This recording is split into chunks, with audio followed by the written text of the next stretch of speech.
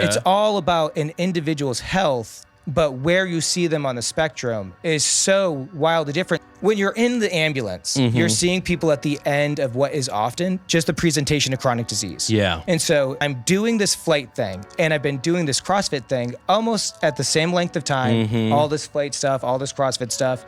And I got really good at recognizing that, like, man, if I would have just met you at my CrossFit gym 2 years ago, 3 years ago, you would never have been here. You wouldn't have had this heart attack. You wouldn't have had this diabetes, something that you need to now manage by a helicopter flight, at mortality, morbidity. You're staring it in the face. Welcome back to another episode of Central Valley Podcast. I'm your host, Micah Dialey, a filmmaker, photographer, and a dude passionate about his community.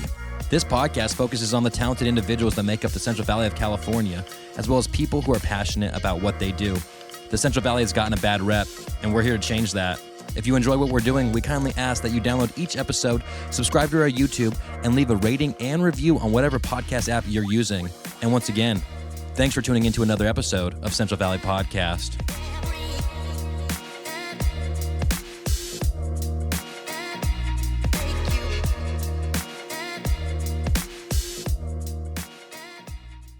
Shout out Duffy, shout out Micah. This is it. Central Valley Podcast. Hey, big shout out Central Valley Podcast. You know I had to fuck with it. Hey, shout out Central Valley Podcast. What's up, guys? We are back. We just had episode 100 come out, and now we are here starting the next journey of another 100. Unfortunately, Duffy couldn't be here, but what I thought it would be is basically we have AI Duffy. Anytime you say a funny joke, you just have a button right there, and that's Duffy's laugh to add to the conversation. This blue one. I'll play it once again. That's Duffy. AI Duffy, we can call it. It's really made artificial intelligence. No, it's just I put Duffy in that button, but just because he couldn't be here. Yeah. That's pretty fun. That's pretty fun. So anytime we're laughing, we just got to remember to go press that. This thing's legit right here. You've got a really nice setup. Thank you. 100 podcasts in, and like you're doing the thing. I'm always man. like, I got to try to improve every like so off, whatever I call them seasons, but every time we do that, I'm just like, we got to improve it. Brian, thank you for joining me. Heck yeah. Thanks for having me. Of course. Like, who are you? What do you do? My name is Brian Boucher. I'm the owner and head coach of Midstate Crossfit on 15th Street, a little bit too close to In-N-Out. So if you know where In-N-Out is, Merced, you know exactly where I am. Yeah, just down the street, the opposite direction of In-N-Out, you guys. We'll be doing like whatever, running outside, and the grilled onions will waft into the air. Well, and it doesn't help that you got Popeyes, you got fried chicken smell coming out, everything else. That's where Chick-fil-A is going to be. That's all. 15th Street's going to be a freaking shit. Can I swear on this? Yeah. It will be a fucking shit show. Yeah, there's no podcast if I can't cuss, basically. Yeah. Okay, isn't Chick-fil-A supposed to be where the power sport place is supposed to be? Yeah. I actually like the power sport building. It sucks. Yeah, they're going to tear that shit down. That's what I was wondering. I'm like, how is like, is there not a spot available that like all the other areas like? It's like, oh, you're going to take away the one interesting like kind of building we have in all of downtown. It's like the Tioga and then Power Sports. It's Tioga, the Mainzer Theater, the other tower, Merced Tower Theater, and Merced Power Sports. Those are landmarks. Yeah, that's how quickly you descend, because they just keep on tearing stuff down. And they're like, we got to tear this down. Yeah. My thing is like Chick-fil-A, Smart and Final had a giant parking lot. Like you could have fit 3 more fast food joints there. But I digress. We digress. We make decisions that are very questionable here in the Central Valley. I don't know why we can't do better. Yeah. It's my whole, It's my whole thing. We can. Yeah, exactly. Yes. Your whole thing is that. And so tell us a little bit about yourself, Brian. Where are you from? What did you do? What led you to the Central Valley? I'm originally from a city called New Bedford, Massachusetts, and my wife and I, we met in college. So Boston, right? Well, yeah, about 40 minutes south. Fuck you. Yeah, all that. My friend, he's from North Fork, California. I can never, ever say that correctly. Every time I try to say it. But you don't really have too much of an accent, right? Well, when I was in Massachusetts, I was a paramedic. And so my wife, she got into grad school. We moved to California. I thought at the time that I was going to I was already kind of a surfer guy. I'm like covered in like water tattoos. I was like, oh, I'm going to surf on the East Coast, and now I'm going to like move to Santa Cruz. We'll move to the Bay Area. Yeah. And we were like, oh shit, the Bay Area costs this much was like 2011. Yeah. So this is right during. It's what rent costs here now. It's all crazy. Yeah, I should have done that. Like we'd probably be in a good spot. Oh well. But the Valley, we stayed in the Valley, and you ended up in the Valley because your wife's from the Valley. Yeah, she's originally from like the Atwater area, Merced County, like down 140, and when we got here, it just worked out for us to stay. And what made you guys want to come over here from like, so she met you in Boston or in that area? So for the first like 3 years that Gabby was in Massachusetts, the snowstorms weren't really that bad. Like it was pretty mild. It was mild for you guys. Yeah, in high school, the snowstorms were pretty fun. We had this one. I can't imagine that. I'm all about health and wellness, but in my junior year of high school, we did this thing called the Blizzard of Blazing. And it was a lot of snow. Yeah. It was like 3 days of like having fun. We were supposed to have this big party, but those didn't really happen for Gabby her freshman, sophomore, junior year. It was just mild snows. Yeah, it would mean it snowed. And your childhood, you're like having to like not go places because you're snowed in type of stuff? Yeah, sometimes that would happen for sure. That's snow crazy. days. Like school's gonna start here in a little while, like on August 12th. Back home, we don't start till after Labor Day. Like summer is not. Oh, done. because you have your winter ends up prolonging school, for sure, right? For sure. Dang, and so on your snow day, sorry, I'm gonna be more interested in this. This like, is cool. No, because I'm just like, where we grow up here, there's no snow ever. You have fog, and that shit's wild. Okay, yeah. So isn't it funny, like the different things, like, but so driving in the snow for you is you're probably whatever about it, right? You should have seen me the first time I was ever driving in Thule fog. Well, first of all, I didn't know what it was. I thought first off, I didn't know the name was Thule fog. Yeah. So Thule fog is just like the hella dense, that thick shit fog. And when first time I drove in that, I didn't know what to do.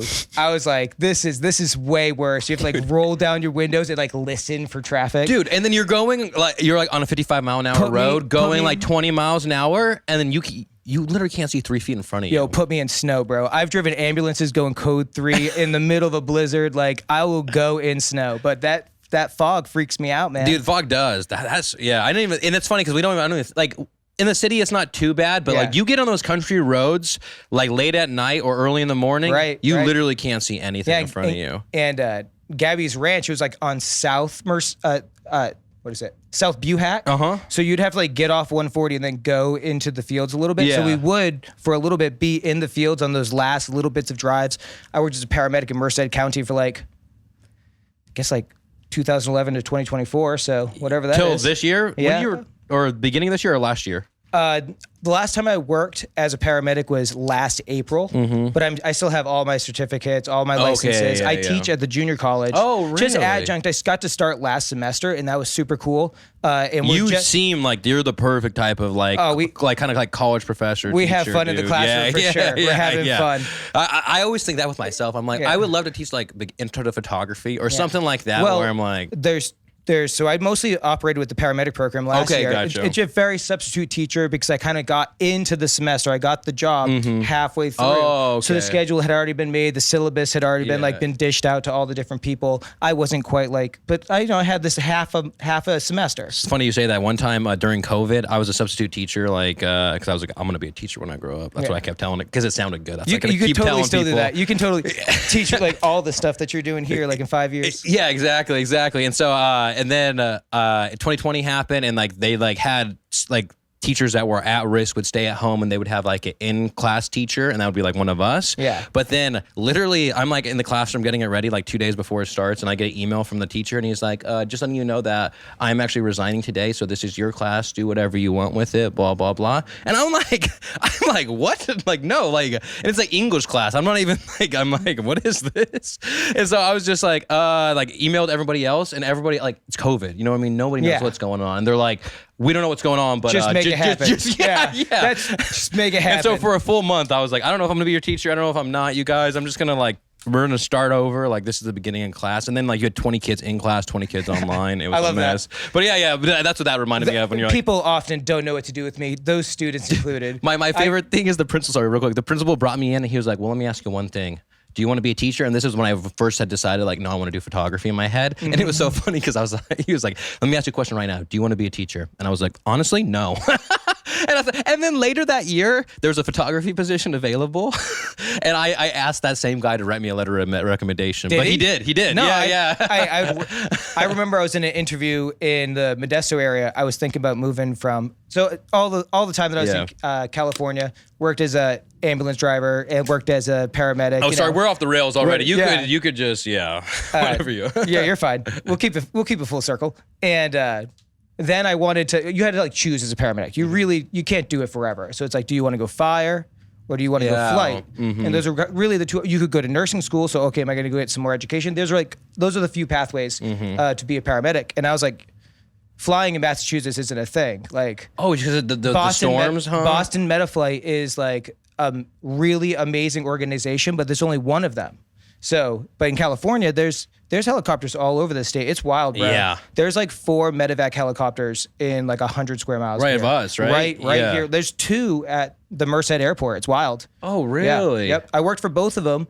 So you were a regular paramedic. Yeah, for years. For years. And then when you came to California, is that when you became a flight paramedic? Yeah, I had a few years. You still have to, I was a pretty fresh medic. Like I had gone to school. I'd already been working for a few months, maybe about a year. And then you moved to California? And then I moved to California. So my career was still pretty early. I was still very young. I was probably 23, 24 at the time. And when we moved over here, worked in Merced County almost exclusively. I've done some work in other counties, but a little bit. Yeah. Before I became a flight medic here. And you had to try for it a few times. I definitely didn't get the job a couple of times based on interviews, like go back to the books, study. I started teaching in the CEU classes that Riggs Ambulance provides, and then taught in their classroom for a number of years, taught online. And so I was doing all this. You know who Fabian Sanchez is? Maybe he does he's my brother-in-law. Yeah, he's my wife's brother, but he was also really into CrossFit and everything. Back in the day. Name sounds super familiar, but I'm terrible without faces in my head. But he does a paramedic as well. So that's why. Yeah, I'm sure you've crossed paths. Sure. But so then you tried a couple of times, and then how? Like, what is the difference? Like, what do you have to train to do to? I mean, obviously, there's got to be a lot of difference. You're in a fucking helicopter. When you're in the helicopter, though, when you're doing both jobs, they should generally smell the same. You're still doing that type of thing. All of the stuff that you bring from the ground 911 experience, you bring that to the helicopter in your experience, and then you join up with a nurse. You join up with a helicopter pilot. They're usually ex-military, maybe sometimes still active in the military. And these nurses, they've done this like ER ICU thing. 3 to 5 years, get your licks, see a bunch of weird shit. Then you bring your expertise, all 3 of those disciplines, and you amalgamate it into this critical care and flight, or a little bit additional meds. While I've worked, the state has changed some of their rules about additional medications that paramedics can give when with a nurse. But it's really just doing the job and all the aviation that goes into it. But it's just got to be a little heightened. It's heightened because you're in the air. Well, you know what I mean? Everything's heightened, right? Yes, you're not going to go see the boo-boos or the wellness checks. You're not doing ground level falls. You know it's a critical condition every time you're going. Yes, theoretically, every time you got into my helicopter, there was some shit I needed to do. Yeah. Whether it was monitor you, make sure that you didn't deteriorate, because that's an option, or you have some sort of invasiveness, like a tube down your throat, you've been intubated, you're in ICU, you need to go somewhere else. All right, we're bringing all these skills. Yeah. But that's when that Thule fog freaks you out again. Oh, in the helicopter, yeah, so that's when that Thule fog gets fucking weird. You're like, at least I'm not driving. I never got used to it. The first airframe that I worked on, we couldn't go into clouds. In the second airframe, you could. And I never, ever could really ever get used to. You're like, why are we going through this? For 5 years, I'm working for this one organization. It's like, if you go into a cloud, it's dangerous. And I'm like, all right, never touch a cloud. Yeah, so you're all right, it's in your brain. That's my, I'm a city kid from Boston that moved to California. I don't know any of this shit. And so, so when you're learning all this aviation stuff and you don't go into clouds, you're like, oh, that's dangerous. So then you go to this next organization that has more technology, it's got capabilities, and now you can go into clouds. And so I had to make that transition. I never really could. Yeah. I was always like skittish. You're like, you're just almost like a little tense when you would go into it. But yes, the idea is we're going to sick people, hurt people, people that have been. And what drove you to want to do that as your profession? Obviously it kind of switched, but it's like, how did that drive you when you were growing up? Dude, I didn't have any rhyme or reason when I was a kid. I was a latchkey kid. Like, I've always sort of been like this, a bit bubbly, a bit happy, a little bit crazy. And I don't really have a guiding compass to say, hey, I want to go do whatever it is that I just wasn't that kid. And so my brother got back from Iraq in like 2003. He was thinking maybe he would work on the fire departments in the Boston area. He turned into an accountant. I'm also married to an accountant. Okay. So that just didn't play itself out. Yeah. But he got out of his deployment, basically grabbed me by the ears and pulled me into an EMT class. It really is that simple. I could be... And then just snowball effect on absolutely. Figuring it out. At that point, it was, you're 18, But to me, that's like crazy old. thing. Like to me, like my thing is like, I don't think I can like shout out to all the nurses and first responders and all that stuff. Because for me, I'm like, I know myself and I'm like, I'm going to... If I had to be that person, but like, I'm not gonna go. No, I just think your guys' jobs on the daily are so much more important than mine. You know what I mean? I do miss it in certain ways. I miss the people. There's a skill set when you're a primary care provider that like I don't use that in my real world anymore. Like I'm highly efficient at sticking endotracheal tubes down people. Like they're giving all the meds associated with successfally doing that. But now it's like you can't even legally do it. No, like I'm not on a team. I'm not employed. I'm this teacher of like the old guy at the junior college, and I own Midstate CrossFit and I teach fitness now. Yeah. So let's transfer to that. So when did CrossFit come into your life, and then how do you go from paramedic to CrossFit? We had in like the first responder world, it was already sort of a known commodity. I've been invited by some of my I was gonna say employees, peers. Peers. Yeah. People who were like different medics and EMTs. Like, oh, come check this out. But Gabby and I were trying to get married, so we were paying all that out of pocket. So we started doing like CrossFit.com and looking it up and seeing what other people so shout out to Chris Clow. He's the first person that really was like, hey, you should come do this with me. And that was here at Midstate? Actually, it was CrossFit Merced was still on Main Street. Okay. It's now the pawn shop. Okay, gotcha. But when they were over there, you just walked in one day and step back just a little bit, because this is actually a pretty cool story. We were already kind of doing CrossFit in like our garage and outside, and like looking on the websites, looking on the internet, and being like. And this was early CrossFit days, right? 2000. So this is like 2012, 13ish. Yeah, something like that. We started doing CrossFit legit, I think, right after we got married. So August 2013. But so all before that, we did P90X. Remember P90X? Oh yeah, dude, I knew that shit. We did that shit twice. P90X. Yeah. So. Oh, what was the whole thing, real quick? Do you remember like what it was? Like all the P90Xs? Not all of it, but like the general. What I just remember P90X was like a DVD, right? Oh yeah, you got like a stack of them, right? I still have the DVDs. I still have both the white and the black book. And so those were like the first nutritional books that I really, and the first like exercise. It was like mass produced too. Yeah, for sure. And then before that was like Richard Simmons, basically. Oh yeah. R.I.P. My guy. That's my guy. Yeah. Have you ever seen like some of these older stuff that's coming out with Richard Simmons? Oh yeah. That guy was legit. And it's so crazy, like okay, when you see the it's wild, like his shtick, his thing. Yeah, but that was like the first time a lot of people like even saw health and wellness as like a thing, in the sense of like, have you seen the old videos of like in the 60s what they thought workout machines were? Oh yeah, and it's like rubbing down your stomach, you know what I mean, and stuff like all that. All sorts of weird shit. Yeah. So and then I feel like the next era was like Richard Simmons, right. And like that type of stuff, like and then P90X was like a little more hardcore. Yeah, all these like very Bowflex mainstream type stuff, dude. The Gazelle thing, the wrestler, Jake the Snake or whatever it was. Yeah, so it was more. A lot of them were based around like a random product that was like, do this. I was a swimmer. I surfed almost my whole life. And it's in Boston, in that area. I have surfed so much more on the East Coast than I have on the West Coast. That's what I was wondering. It's just how it played itself out. Yeah. Back home, you could get to the beach pretty easy. And it's not that I haven't surfed the West Coast. I definitely have. And but just the volume is way less. Yeah. So I'm like this Massachusetts kid that thought he was going to come to California. Oh, yeah, it's going to be awesome. Kid, and we just stayed in the Central Valley. It's good living. I've always said about the Central Valley is like, I've always been since like growing up, being an adult, I've always had like a bit of a go-getter, the next step, the next thing sort of mentality. That's why I've had all these really cool opportunities in like both careers. But the Central Valley, you just need to give a shit a little bit, and you can get so far, dude. If you try, you stand out. Yeah, like that's what I really think. Honestly, if I try hard in Boston, you know, like the place where Harvard is, and like all these like MIT. He's just doing fucking questions on the board. You're not gonna make. You better fucking be smart, or you're not gonna make an impact. Yeah, it's would you rather be? It's like already established. A little. What is it? A little fish in a big pond, or a big fish in a small pond, basically. I tell you, if you want to be a medium pond in the central, a medium fish in the Central Valley, you can fucking make some. You would be a big fish somewhere else. I can tell you that. I just don't think there's enough give a shit. There's people plainly, and I just think if, like our generation, if we give a shit, Merced could be dope as fuck. Yeah, like we just. That's what I'm saying. You just have to try. And the thing is, it's just about being vocal. It's just about, and you don't have to do it yourself, but you can just spark the conversation about it. You know what I mean? That's why I always tell people, it's like I don't want to be here sitting here and then people just think I just complain all the time about like the stuff, but it's just like we need to criticize the dumb stuff that's happening in the area so it doesn't continue to happen, you guys. I agree. And then do stuff like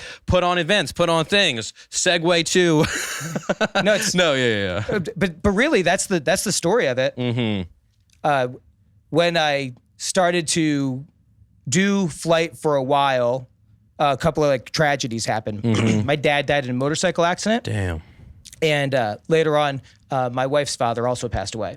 And so we had like these pretty like wild life changes where like we like saw my own mortality. I had a small baby at home. I think Liam was like probably 4 when I was like, I don't know if I could fly anymore. Yeah. And I was just like, I don't know if I want to do this forever. And not to mention that I'm doing all this CrossFit all the same time. I bought Midstate Crossfit from the People moved from CrossFit Merced to Midstate CrossFit because a couple of coaches wanted to open up a new gym. Yeah. And some people wanted to be a part of something new. And it really was that simple. It wasn't, but there was a schism. Yeah, there always is with that type of stuff. Yeah. And then so it's real quick, how did you bought it and what was that decision? That decision was tied to like you when you were thinking about. The former owners sold because they own this like gigantic, shout out to the Lazy K. Shout out to Mitch. Yeah. That beautiful man right there. Yeah, for sure. Mutual friend, former owner of Midstate CrossFit. It was their turn to now begin to run that badass ranch. Yeah. Like, that's just how family ranches go, man. And so they wanted to sell. We became partners. It all sort of worked itself out that Gabby and I got to buy it. It was a super great time to buy a small business. January 1st, 2020. So we had been managing it, being partners in it. And you were coaches and stuff like that for years. So how long you were already like ingrained in the culture of Midstate for how long prior to you? I am on their like data collection for all the athletes. I'm athlete 001. Oh, okay. So you're from the beginning. Yeah, I painted the mural on the wall. My wife, she's an accountant. She's got very useful skills. Very smart lady. That's cool. And so she helped them with that type of thing. We eventually both got our CrossFit certifications, not there far after, maybe 2014, 2015. Shout out to Wes Pyatt and the Third Space CrossFit. There we go.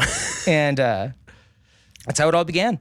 Dang. And then that's how I transitioned from and how then do I do this to how what do I do was was it just both those life events happening that kind of pushed you a little more than like you had thought like you probably were like maybe in the future I won't do this before all that it's happened. A young man sport, like we were mentioning about like but two things at once, right? Like I have a small family and I'm also this flight provider and now I've owned this small business and then tragedy strikes. We all just see our mortality. I'm like, I'd much rather like start investing in people that just more. You want to like do something with your life that means more than just you. I feel like you know. What I mean, I mean, like if I would have hurt myself in the helicopter, I would have been mad at myself. Yeah, yeah. Well, and like it's different because you're saving lives there. You know what I mean? And that's rewarding in its own way. Yeah, exactly. Yeah. But then also, I feel like there's a different one when like you have a space where people can come.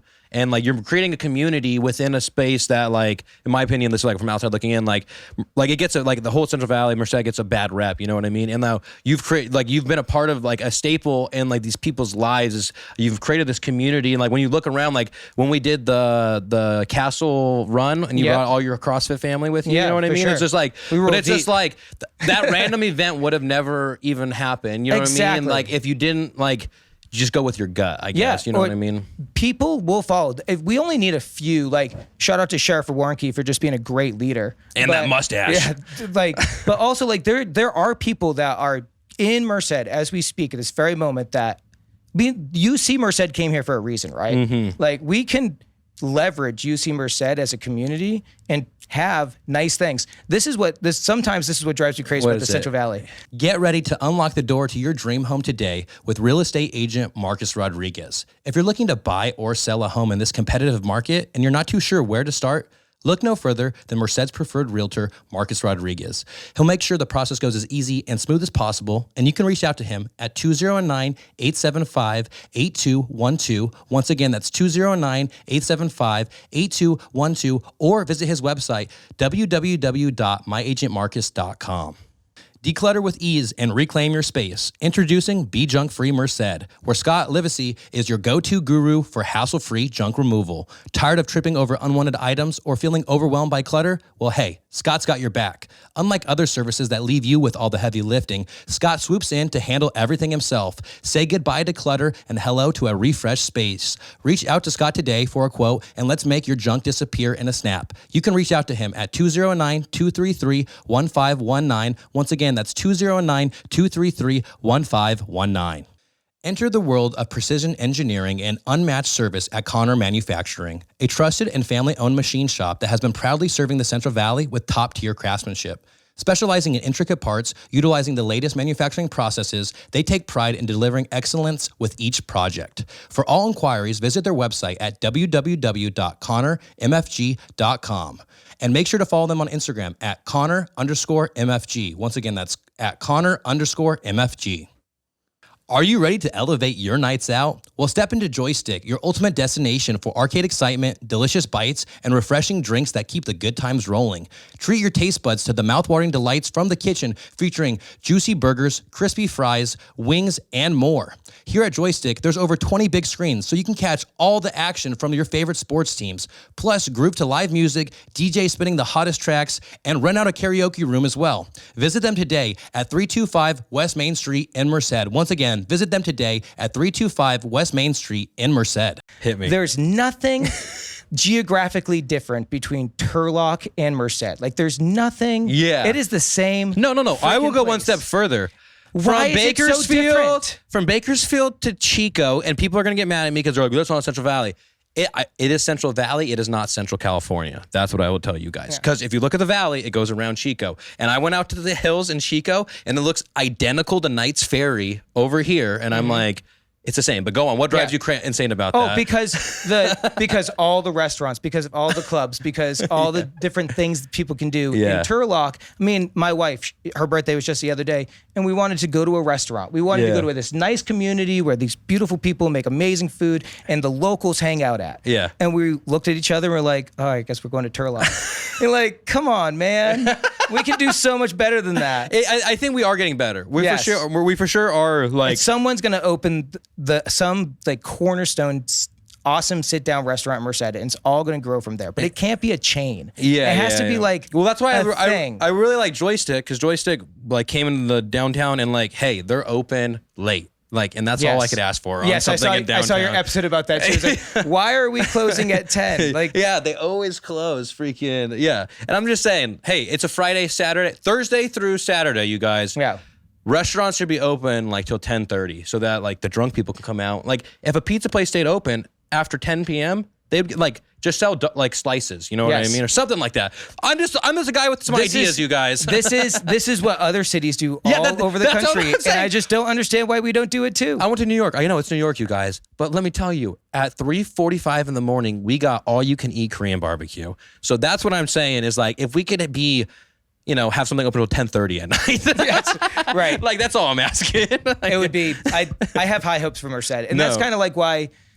When you're in the ambulance, you're seeing people at the end of what is often just the presentation of chronic disease. Yeah. And so I'm doing this flight thing, and I've been doing this CrossFit thing almost at the same length of time, all this flight stuff, all this CrossFit stuff. And I got really good at recognizing that, like, man, if I would have just met you at my CrossFit gym 2 years ago, 3 years ago, you would never have been here. You wouldn't have had this heart attack. You wouldn't have had this diabetes, you know, like something that you need to now managed by a helicopter flight, mortality, morbidity, you're staring it in the face. Like you have to go by helicopter from a facility to another facility. And you're like, it's all preventable. And like, cause they're connected in two different ways. Yeah, it's all about an individual's health, but where you see them on the spectrum is so wildly different. So then COVID hits, right? We buy this gym, COVID hits. You buy in you get in January,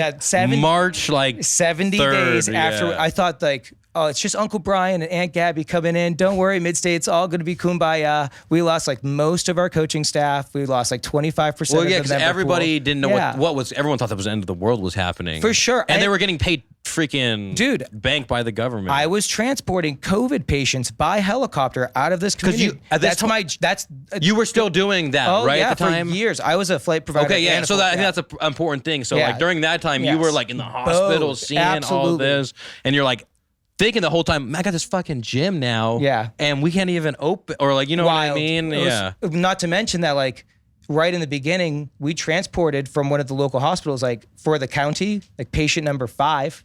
2 weeks later, I was patient number like 17, whatever I was. It was back when it was early enough that they were trying to pretend like they could keep track. And so that went down. So then I had to tell this community of health and wellness people, I was like, hey, I'll be out for a couple of weeks. It's going to be okay. But it was like, so then we lost more people because they were like, or like at least people I alarmed. Alarmed people at least. No, I don't know if anybody actually left, but I had to like be transparent. Like, hey, I'm a COVID contact.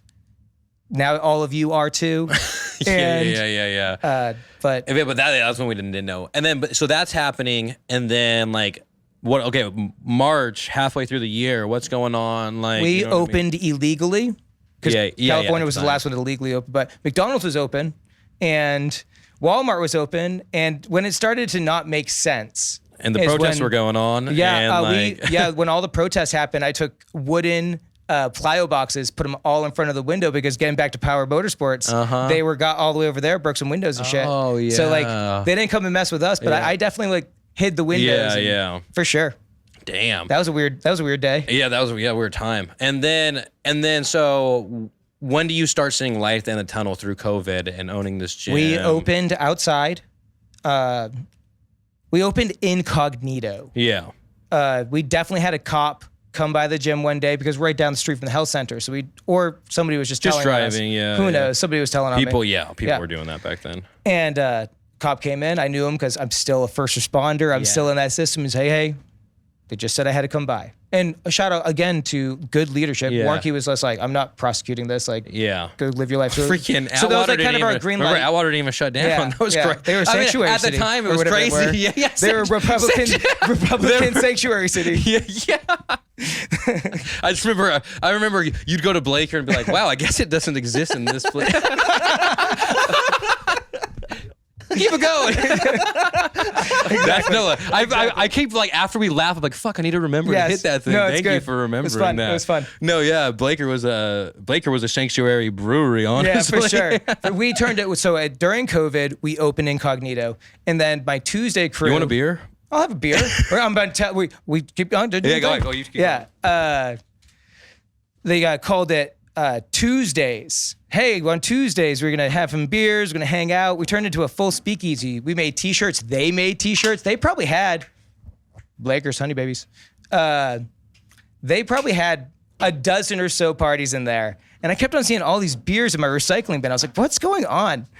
And so one day, one of the girls, one of the daughters of, she was actually a partner of mine, Stacy Leonardo, Riley ratted on him. And I was like, wait, what? And I just... And where were you guys having parties at? Sorry, real quick. Just after class on Tuesdays. Yeah. Just people mingling. Yeah. But that's how people stay together too. Like I think you need the community, the human aspect of it. And sometimes it's funny because like me and my wife, like now that we have like a kid and then like she's what is she? She's gonna be on 10 months pretty soon. Yeah. And, badass. Yeah, dude, and she's so cute. But like it's such a hard thing to get out of the house with. Here, cheers, man. Thank you for coming on. Yep. Shout out to Blakers. Yep, shout out to Blaker. But like leaving with your kid and packing up everything and all that is like such a mission, you know what I mean, to do sometimes that like like it's such a hassle to get out of there, and sometimes you're like, I don't even want to go because of that. But then when you get somewhere and you're talking to people and you're like, oh, I needed that. I needed to just like decompress, and it's okay if my kids fucking no doing the whole time, but like at least you're talking with somebody. There's some things that we just started saying right away when Gabby and I became the owners. It's like Midstate had a lot of this mission statement already established in it. We didn't really change the culture. Mitch and Cammy, they did a good job about this is our mission statement. This is what Midstate's CrossFit's all about. Gabby and I were hook, line, and sinker. We're like, we're buying a brand. Like we see Midstate CrossFit. So shout out to them for. And what is your something. mission statement? It's on the back of your shirt. I can never say it verbatim. I suck at it. All right, I'm just gonna turn around. Yeah, and you can just read it. Yeah, you for can't sure. Say it verbatim. I can't. I always. All right, Brian. All right. This is our brand new T-shirts. Our gym came together, and we were able to buy a couple of nice big ass fans by selling T-shirts and like that. And so our mission statement is to be a community of continuous improvement, where every member feels welcome on their way to better. And then it says, we want to be part of the change that looks to bring better to our community as well as ourselves. And then it says, we aspire to be a place where community is not narrowly defined within the walls of our gym. So that's why I can never say it verbatim. Midstate CrossFit. That's why I can never say it verbatim. I always get like bits and pieces. Yeah. It was cool that we were able to read that out loud though. Because, exactly. Because that was created for us. And we've taken each one of those sentences and had those be our visions, our vision statements, our mission statements about what we want to do with ourselves, with our lives, with our community. And I just was never going to be able to do that at this level if I was always taking care of people when they were dying. Yeah. Like, so I needed to get into CrossFit. I needed to like, if I want to do all these aspirational things. You're like, I can help this guy now, but I could have prevented So this. having the opportunity to have Midstate CrossFit be this next phase of my life is just such a blessing. But then, it comes with bones. Yeah, exactly. And I feel like there's a lot of misconceptions about CrossFit because like we see CrossFit games, you know what I mean? So then like a 40-year-old dude or like a 50-year-old dude's like, oh, I can't do that. You know what I mean? Or you know what I mean? That's like, so like what actually is like CrossFit on the like you know what I mean? On the like community level, just on you can. There's like definitions. So CrossFit is constantly varied functional movement performed at relative high intensity. Okay. And so that's the definition of what is CrossFit. But what it feels like is people of all shapes and sizes who are enthusiastic about coming into a facility and doing exercise kind of hard. Like that's essentially what it is. So we create a space in which people want to come, like you just described, like they can come together and feel better. So you get all the health factors associated with having friends. And this is a huge health marker that can be measured. Other people much smarter than me have. And so now you have community. Now you're doing hard things. So if you're laughing about stuff and working hard, the physiological change, the cognitive change, the like mental health improvements that you can get by just having people that work out with you, and you have mentors and you have peers and you have people that you look up to. You've got people that are looking up to you. And it becomes this whole wild ecosystem of adults treating themselves like athletes. Yeah. It's a lot of fun. And just taking care of yourself. And you're doing it in a way like, so when people come in, a lot of it's like classes, right? Yeah. So like you figure out, when a lot of time you go to like, say I go to the gym, it's like, what am I going to do? Yeah. Where like you have it figured out for the people, right? For sure. So Gabby is our primary programmer, and she creates workouts that you come in and the coaches are going to give you the best possible experience they can that day. And you will have to just follow the leader. You come in, all right, guys, let's all get on bikes. All right, you do that for a little while. Okay, guys, let's go read about what we're going to do. Okay, let's warm up a little bit. Whatever the thing is, all the while, a coach is there advocating for you, making you move better by just making suggestions and critiques, and you're building an athlete-coach relationship with the coach that's on that floor. And we have an absolute dynamite coaching staff. And you go ahead and go through that workout. You do a cool down. You do something fun maybe after. Maybe you're just putting your stuff away and taking big breaths. Yeah. You do that in like a full hour. And then boom. A full hour is every class though? Yep. Like, okay. You might end a little bit early, but like you're But right you're in doing, there. you're doing. It's an hour. Yeah, you're doing the work, yeah.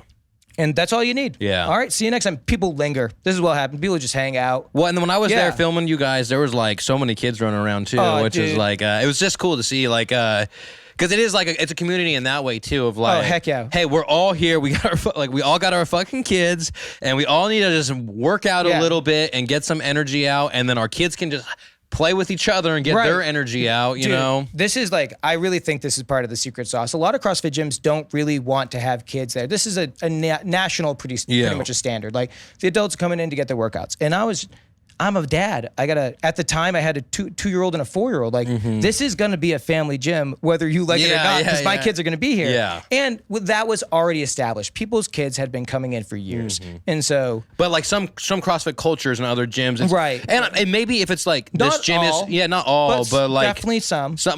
And they're just like I'm saying, like how some gyms, you know what I mean, are like powerlifting gyms. And some gyms are like, I'm saying some are. It's like we do this because we are competing versus like we do this because we're just, vice versa also. I think part of the magic sauce is that the kids are there seeing their parents exercise. I absolutely, like, we're not supervising them per se. You're definitely still responsible for your kid. Like that's 100, but there's not like an assigned care provider. Yeah. So they're in there. They're a little society. Sometimes you got to be like, hey, settle down or like chill. No, you can't be over here, man. Off the black mats. Keeping them generally safe, making sure you're aware of where your child is. But there's so many of them. Yeah.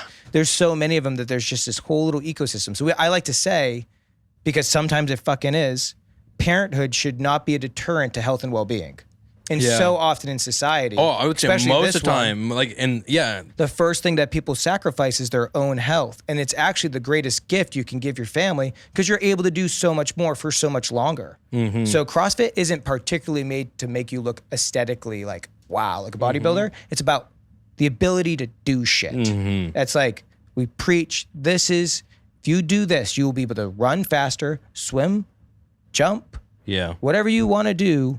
Pick up your grandkid, weights, you know what I mean? Pick up all the groceries at once, go up the stairs, we're not coming back. Yeah. And like I did that the other day and I almost did not that's just a deadlift. That's just a deadlift and farmer's carry, man. Yeah, and just straight arms sometimes we got like 4 bags on each side. Oh, if you do it like this, you're a straight gangster. Yeah. Well, I usually do one like this and then I hook one on there and then I like hold a gallon of milk or something and then I'm like opening the door. For sure. The gallon of milk's actually the hardest grocery. Yeah. That or if you have a box, you're like, man, what do I got to do with this box? So that's what we're teaching in there. And we over and over again. It doesn't matter how many times I've taught you how to deadlift. I start each class off with this is how you deadlift. And that helps the new people really learn how to move their bodies well and efficiently and safely. And this allows people that are really good at moving their bodies the opportunity to warm up, prime that system, get ready to do cool stuff. And then over a continuum, so for the course of months, years, nothing happens overnight. Going back to those infomercials we all used to watch about fitness. They used to promise it in 90 days. Oh, do this shit for 90. Do this shit for 90 days. Exactly. And then you're gonna have the strong athletic body you've always dreamed of. Not bullshit, bro. You have to continue. You have to maintenance. You have to do the right? thing. And that's what CrossFit really aims for, is these distant horizon goals that has you coming back in for more, coming into the gym, working on a new skill, having a coach look at you and make sure like you're optimizing your body, your patterns, and so you can be a beast when you're 80 years old. You never would have had that stroke and ended up in my helicopter if you had been doing CrossFit. Yeah. You get, everybody's going to go somehow. Like it's okay. It's even okay to leave early. Yeah. But to be able to use all of your body and all of your mind to maximize the totality of life, not to get too woo-woo. No, but this is really what I'm all about. I'm all about like, how well of a life can we live? It's one thing to live in Merced and you're like, okay, we're in Merced. Or it could be like, let's do better, both physically, mentally, driven wise. And that just permeates into the community. Yeah. And so and I think this is like a good segue. And like the way me and Brian like actually met, I mean, he hit me up once to come on the podcast when they're doing a documentary about him. We did, that didn't work out at the time. I did not respond. I did respond, but I just was like. But again, if you give a shit just a little bit and you slide into the DMs twice, eventually they respond back. And so then Brian basically, he's going, Oh, that's Why aren't you responding to my emails, bro? Oh, it's not gonna do it. Oh, normally it doesn't. Just whatever. So, but Brian hit me up, and when was it? Like March this year, I think. Yeah, March this year. We had the Magic of Midstate came out. Our mentorship program, Best Hour of Their Day, sent out a documentary team, and they did this whole thing called the Magic of Midstate, and it was such a blessing. hey guys, can we go to your affiliate and watch you do stuff? And I was like, they'd never done that before.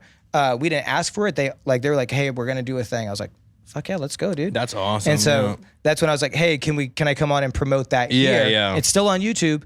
The Magic of Midstate CrossFit. Yes, and then the next year. And then the next year, so we linked up in March because Brian has a vision. He has a vision. Yeah, I was trying to think. Yeah, and go ahead, explain what your vision is real quick, and then we'll talk about how we came together, and then blah blah. Yeah, for sure. So we were in Open Cockpit Day. I was wondering how this came to be. Yes, okay. I know exactly where I was like, I'm going to name something after this, but I didn't really know what I was doing or what I was going to do with it, but.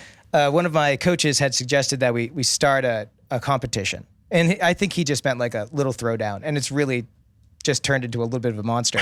and we're in Open Cockpit Day. And if you are walking toward where you're going to leave, you're out of here. You've already done the loop. And there's this badass B-17 bomber. And it's got this like dope ass devil chick. If I can find it. Yeah, for sure. Edit that in here. And I'll just edit it in. Yeah.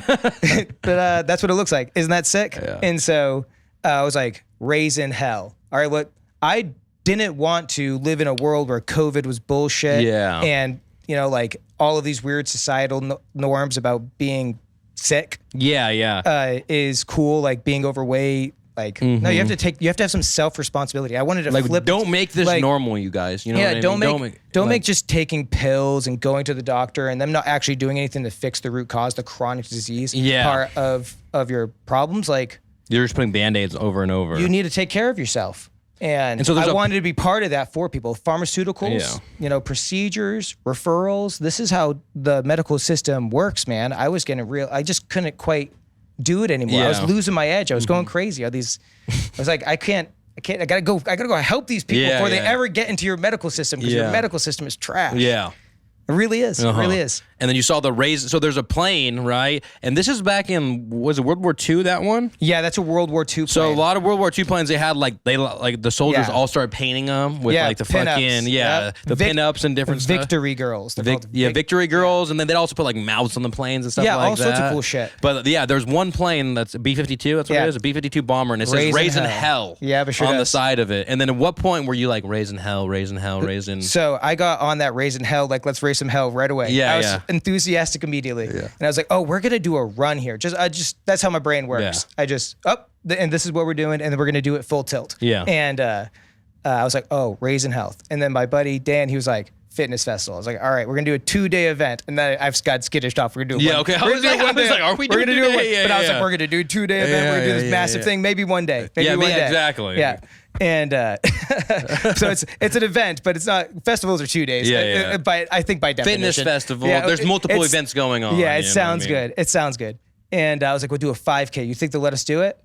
And so we built this whole thing. We went to Blaker. We're like, hey, can we host a thing here? And then we're going to try to get the Air Museum. We didn't even have the Air Museum on lock. Yeah, but you're like, we're going to until we had already talked to Kayla from Blaker and like been like, hey, we're scheduling September 14th. And like we kind of like had half yeses from the Air Museum before we did that, but we didn't have like we're definitely going to do this. Because most things on the base never run through the base or the museum. Exactly. The base has done it before. The museum is what really, and that's the cool part about it. You know what I mean? That's what really draws me to want my creative juices about getting out into the community have been like really fed by all this really cool stuff at Castle Air Museum. We're naming all the events that we're going to do today after different types of aircraft. Like they had names. Like one of the workouts is going to be called Treble 4, which is the name of the aircraft that Brigadier General Castle crashed in. Yes. So I feel like we got to talk about that I've been nerding out on this stuff with this local resource. It's amazing. The Air Museum's dope, bro. Who's the guy that leads us around and talks to? Don Covington is the events coordinator. He's been absolutely great to work with. Is it the guy who like took us on the golf court that one time? Yeah, he's got all those bracelets and whatnot. Yeah. And him just telling us that little like tour thing just about him, it's just like like it's just cool. Like it's like there's all this history right here. It's just right there, bro. And no one like I'm guilty of it. You know what I mean? Like, I didn't go to I haven't been to the Air Museum until I went with you to film promos. Right. You know what I mean? But I'm there. I'm like, this is fucking cool. It's crazy. Like, well, they got this great plan. You know, you went in there and you go and talk to them. They've got this like initiative to try to build this giant equestrian thing, and they're gonna like put aircraft in there and hanging and stuff. And now it's gonna be like an event spot. Honestly, it just needs the funding. Honestly, you say that. When I was in Portugal, I went to a museum that was like all the past military of Portugal and stuff like that. But you know, they're hella old, so they had like all these old war boats. But they had like something like that where the planes were hanging from the ceiling and stuff. Like, and they're just it's like a museum event center basically. Right, but like I went to an event for the firefighters scholarship at the UC Merced. Imagine if they did that at Castle. Instead of that going into the UC system, it stays local to the Castle Air Museum, which is, I don't know how all the funding works, but they might be their own entity. And now you're like doing that event and there's badass aircraft hanging from the top. You're all tuxedoed out. You look, it was a sharp night. It was really well executed. I'm just saying, imagine the venue. It was a cool, like interesting venue. That just let's the things that the Central Valley is lacking, you guys, is what we're saying. That's what we're kind of beating around that bush a little bit, but that's all of this sort of connects. I can see how it connects. Yeah, and exactly. And so then you thought of Raisin Health when? When did the Raisin Health it's funny, I was pretty stubborn about this, and everybody told me that like Raisin Hell, even when we went to get sponsors, like this is where it was really alarming. It was like I went in and they were like, "This is a great idea. We love what you're going to do, and we'll tell you what we're going to do eventually." Yeah. And they're like, "But this Raisin Hell thing," and I was like, "No, it's named after an aircraft." And they're like, we're kind of a Christian-based organization. Yeah, a lot of them. And I was like, okay. And then I think I just said hell by accident, maybe like a Freudian slip. You're giving your like spiel to somebody, riffing, and I was like, "Oh, Raisin Health." I was like, "Oh, that almost sounds like hell." Yeah. And so once we were there. It really helped a lot. It is still Raisin Hell. So the first workout, because it's an aircraft, Raisin Hell is the name of that aircraft. So the first workout, the 5K run, we have named after... Is Raisin Hell? Yeah, so the CrossFit competition is going to be called Raisin Hell. Okay. If you do the 5K run at the beginning of the day, that's just the Raisin Health fun run walk. Let's get into the Air Museum. Yeah. Let's enjoy some community camaraderie. Let's, go to this vendor village after, have a couple of beers at Blaker, that kind of like event. Raisin Health. Yeah. But if you do the CrossFit competition, Raisin Hell. Yeah. And so then this is like, when was this timetable me of when you thought of this, and then a little bit more than a year. A little bit more than a year from now? No, it's been, now. So about a year and a half ago. Okay. We were like really toying with this idea. And then when do you start reaching out to people for sponsorships? And you're 6 months ago? 6 months ago. So January kind of basically? Yeah, basically. Yeah. And you're that sounds about right. You just got to push hard, basically. And then me and him met up in March. Because I DM'd him. I slid into the DMs. And he was, basically like, "Hey, I want to do some videos about this fitness festival I'm putting on, and can we meet up?" And it was me, him, and Jamie who met up. Yep. And then we each had we met at like 3 beers, and we're like so passionate about everything we're talking about. We jazzed. This happened whether or not those cameras were there or not. Exactly. And we were just like going back and forth, and I was like, "Oh damn, like this guy's fucking." Jamie was looking at us like there was like she was third wheeling us basically. Sure. She was like, I came as Brian's business partner, but Jamie Murray from he Iris left and with Roots. me. Let's just say Jamie. Shout out to your photography. Iris and Roots. Yep. Jamie Murray is one of the most amazing human beings on planet Earth, and she's a badass photographer. Yeah, exactly. So she'll say that she doesn't want the work, but whatever. She is a straight gangster, and she does all of the Midstate stuff. So she makes us all look cool. Thank God for that, because. I was not the photographer for that job, and she's quite the human being. That's awesome. Yeah, that's for awesome. Sure. Rise and shine with Inland Roasters, a family-owned and operated coffee roastery located in the heart of the Central Valley. Each cup of Inland Roasters coffee begins with sourcing the finest beans. From there, brothers Brant and Reed take their time cultivating the perfect roast profile, turning the otherwise ordinary daily coffee ritual into an extraordinary experience. Because everyone deserves a better cup of coffee. Feel free to visit them at the Turlock Certified Farmers Market every Saturday, where you can also purchase their coffee in person. Find them online at inlandroasters.com. Once again, inlandroasters.com, and follow them on Instagram at inland_roasters. Once again, that's at inland_roasters. And make sure to use code CVP10 and receive 10% off your first order. Imagine stepping into a warm and inviting atmosphere where every corner exudes elegance, every sip of cocktail delights the senses, and the aroma tells a story of culinary craftsmanship.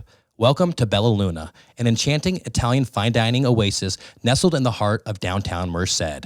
Whether you're seeking an intimate dinner for two or a vibrant gathering for friends, Bella Luna promises an evening of indulgence and connection with exceptional hospitality that elevates your experience. Get ready to tap into the Central Valley's craft brew scene with Blaker Brewing, located in Atwater and Ceres. Beyond just brewing delicious beers, they're known for hosting epic events that unite the entire community together. From irresistible flavors of their brews to the lively atmosphere, every visit to Blaker Brewing is an adventure. And keep your calendars marked for their upcoming events, including Jacked Up Country Music Festival on 420 with Ben Gallagher, Summer Smash on June 1st for a foodie's dream to come true, the iconic 4th of July celebration with the Valley's best fireworks show, the Deja Brew EDM Festival on August 23rd, and the legendary Blaketoberfest on October 5th. It's time to raise a glass and join them for the fun at Blaker Brewing. Looking to take your ag business to the next level? Well, look no further than MMIG Construction, the ag commercial construction experts. Based in Atwater, California, MMIG specializes in tailored solutions for all ag construction needs. Whether they're dairy farmers, ranchers, or agribusiness owners, the team is dedicated to bringing their clients' vision to life.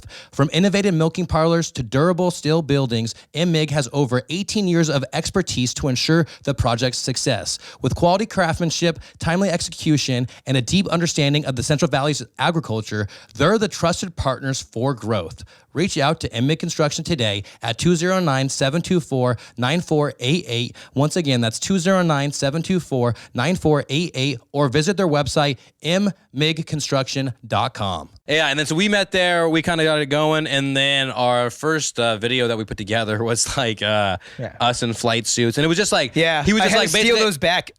yeah. I'm gonna bring it back down. I promise. Yeah, we're bringing them back. Okay, Yeah, don't worry about it. We just have a Don't worry about one it. more video. Okay, yeah. CalStar, I'm sorry. I have your flight suits. I'll return them. Yeah, exactly. But then we started doing like promotional videos, and then the cool thing about Brian is that he kind of wanted to keep it like how you kept it true to yourself and how you are. You know what I mean?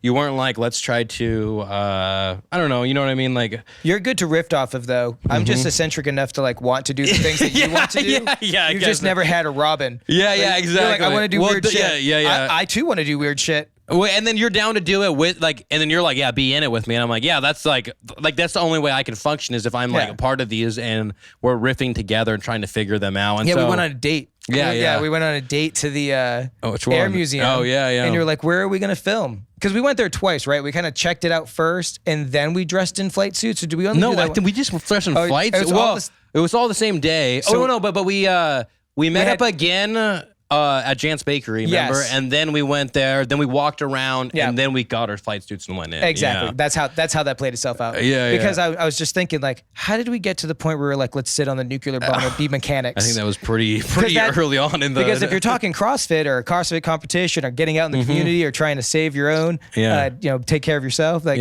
how you get to let's be mechanics on a nuclear bomb but it works. It works. That reel got 30,000 plays, so like that's why I was like, cool, like, and then our last one we just did was like promoting Blaker and like. Basically, we, like the fitness festival, it's awesome. We want everyone to be a part of it. We want people to come on September 14th. Come. But also, if like you would just kind of want to check out what health and wellness is about, you can still go to Blaker on September 14th, Saturday, anytime on Saturday, and watch people perform, watch people do CrossFit. There's going to be a band there, rear view mirror. Yep. And so the whole thing is just like getting the community together, and we're throwing an event about health and wellness, but you can know nothing about health and wellness, or even low-key, you can not even be interested in it. But if you want to come have some beers at Blaker on that same day, maybe you'll learn something. Maybe it'll push you to like something about it. Who knows what the butterfly effect is of having one person or three people, not even maybe go to Midstate, but they're like, hey, I want to do a 5K. That I saw exactly. this. I want to do this next year. Oh, and then all of a sudden, like, all you did was go to the local watering hole that everybody loves anyway, and you're going to go into an air museum that everybody always loves when they go into, but forgets it exists. They dude, you would drive past it all the time, and you're like, it's just normal to you? Yeah. And then you realize, like, there's not, like, the only air museum I know that's even somewhat, like, there's one on the way to Vegas. You'll just see it to the right. It's like abandoned airplanes. But that I'm saying, like, they're not common. No, they're super uncommon. Yeah. And it's one of the best ones in the world. And I'm not even being I'm not exaggerating. yeah. There's only so many. And we just want to make that an opportunity then the next year. So that's where my training comes. The next year, how much healthier are they? Did something change in them? Did they get to communicate with like a PT that got with them at the vendor village? They're like, they're just starting a conversation, starting a relationship. And now that person, by domino effect, who would have ended up in the helicopter, never did. It just never happened. So now we get to do that not only with the like relationships that we have with our athletes at Midstate CrossFit and anybody that joins, right? We meet you where you're at. But now we're going out into the community, and now what impact is that going to do on the health of Merced County? Because we're not a very healthy county. I was going to say that. My next question, you're setting me up for that, honestly. Yeah. I was like, so what are the stats about the Central Valley? Oh, do you want me to find that? I would love to see it. I got you. I know the numbers are real bad. Just speaking in generalities, is we have also awful postpartum data points. You know, like how many people are pre-diabetic or become eclamptic or pre-eclamptic, hemorrhaging that happens after, poor pelvic floor health, all of these complications that come with motherhood. There's not that many OBGYNs that are incredible in taking on all the patients that need all the care. That's not what's going down. I also know this stat right off the top of my head is... Keep going, Brian. There is less than, so it's 0.93 doctors per 1,000 citizens. That's the data point. And so that means there's less... If I make it big? Yeah, I can read that. I can read that from here. And I've nailed it. Yeah, but there's less than one doctor per 1,000, like primary care provider that can take on 1,000 clients. All right, so imagine being a doctor and pretending like there's still enough doctors. Yeah. That was 1.0. Is that doctor really seeing 1,000 human beings? No way. Absolutely fucking not. No way. So the things that need to happen in Merced County to have like good quality health change, it has to come from the individual. Because if you go into the medical system, there's just not resources here. Yeah. You're not going to have and you have to what want you to. need. I think like, dude, I don't know what it is with my generation, but I feel like I wasn't like, oh, I'm gonna make a doctor's appointment until like I was like, you know what I mean? Like you just like when you I feel like when you first become an adult, you're like, well, I'm young. Why do I need to go to a doctor? You know what I mean? And then like I went to the doctor like last year. I went to the doctor at 25, and then I was like, I'm gonna turn 30. I was like, I got to go back to the doctor, and they're like, yeah, everything's good. You know what I mean? Yeah, but like that's just true having that only for now. Yeah, exactly. If you don't take care of yourself when you suddenly turn 40, 50, 55, you were just fine. Yeah. But all of the nutritional choices you've made, all of the, not that even like you have to actually exercise hard, because I'm sure there's a lot of laborers out there that are fit as fuck. But they're not hitting the gym. But if you're not one of those people, getting that, you got to move your body. Like, for example, I'm just looking at my notes, is the obesity percentage in Merced County is 34.6. The state average, so not even the nation, just Californians and Californians, is 27.7. So almost 10 points. Almost, it's like 7 points more obesity in Merced County than our peers here in California. And that's 30. And that's all based off percentages, right? So they're looking at it not at full population base, but apples for apples. Yeah. So that's 34% of people, right? Basically in the county. The entire obese. County. Exactly. Damn. That's what that data point is. That's literally almost 40%. Like, you know what I mean? That's, which is almost half at that point. Yeah. And then like your whole point to me, like when you were explaining to me, like, dude, like all of our averages are higher or significantly higher than the state average. You know what I mean? Across the board. Across the board of like what go on. I'll give you another one. Heart disease prevalence, 6.1. So cardiovascular disease, both pulmonary and respiratory and cardiac likely. Clotting factors of all sorts of different kinds. AFib. All right, that is.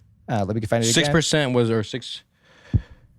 6.1. Where's heart? Where 6.1. Blind. Yeah, 6.1. All right, great. It's ours. Yeah. That's ours. Yeah. Sorry, I lost it on the clock. 6.1. Maybe I can't see it. There we go. Damn. See, when you're old, that's okay. I got it. 6 point. I can see that way better now. Heart disease prevalence, 6.1. Yeah. Bring it back. All right. For 6% of the entire Merced County has heart disease. And then the state average, the state average is 4.9. So more than 1% more. Yeah. What's really alarming to me. It doesn't sound like a lot, No, it's not a lot, but you times that by, okay, Exactly. 1% more Exactly. times by how many people are in Merced County? I don't know, like 80,000, 100,000, something like I that. think we're got to be at almost. The thing is, I thought for sure we'd be Are at we 100. counting the immigrant population or no? Like that really matters. We're just counting the what's your guess? I'm gonna go 85. 85? I'm guessing 85. I'm gonna go 80. County. Yeah, I'm gonna go 89,000. All right. We might be wrong. Merced County could be something so cool. Oh, we're way off, bro. Because the county. So we're thinking Merced. Yeah, I am. I even said it You out said loud. it, but you said Yeah. it like you meant to say the other thing. City is about the number. But Merced these are on County has numbers. 293,000, which Yeah. honestly, that makes way more sense to me because I'm always like, I feel like Merced's bigger. And then like when I look at the sign, it's like 85,000 people or whatever it is. You know what I mean? You know, it's a really big city, and that I know this because I did all this research. Fresno's huge. Fresno's as big as Salt Lake City. Dude, Fresno is massive. Yeah. I didn't realize that how big Fresno really is. And honestly, when I go- it's Fresno. Yeah, but when you go to downtown Fresno, I'm always like, oh yeah, this is like our skyscrapers up here. Like are. when I They look are. up at Fresno, I'm like, yeah, this is like the Central Valley skyscraper. It's true. It's true. I love that button. It's my favorite.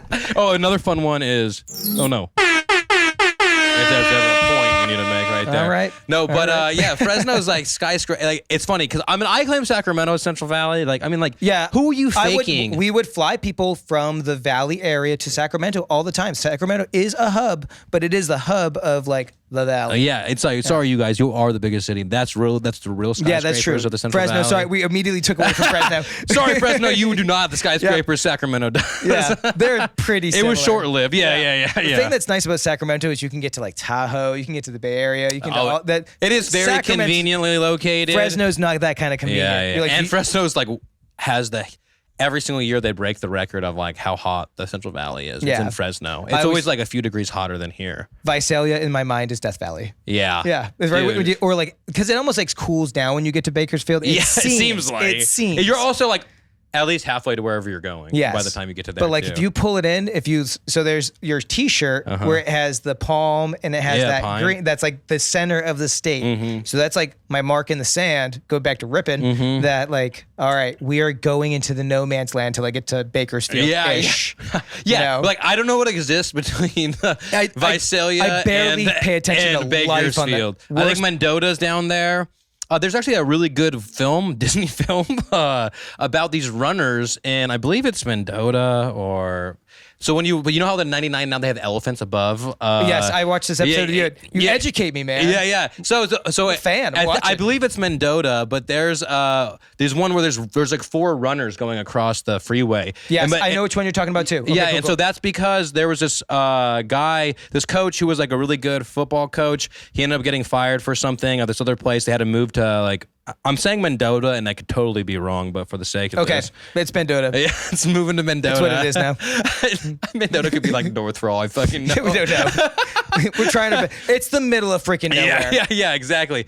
But then basically they're like, hey, do you want to coach cross country? And all the people who are there, The immigrant first- farm workers the as first well. coach. You know what I mean? As well. And so there's a lot of immigrant farm workers, and like Mexicans are fast, dude. Mexicans are fucking fast as shit.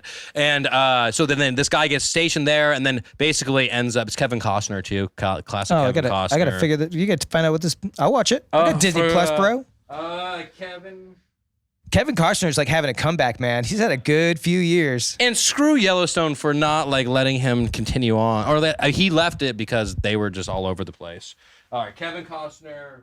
It was even when it was all over the place. It's still a good show. My wife got whatever streaming service. I think the town's called McFarland, you guys, because the name of the movie is McFarland, USA. All right, It's Mendota near. Mendota.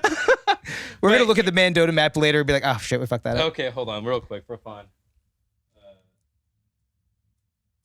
Dead air. My bad. Oh. I'm not the best podcaster ever. Dude, I'm so bad at that. Distance from McFarland. You have to way better Mendota. microphones than we do. Going back to West Pine. Oh no, and- they're not close. They're 2 hours away.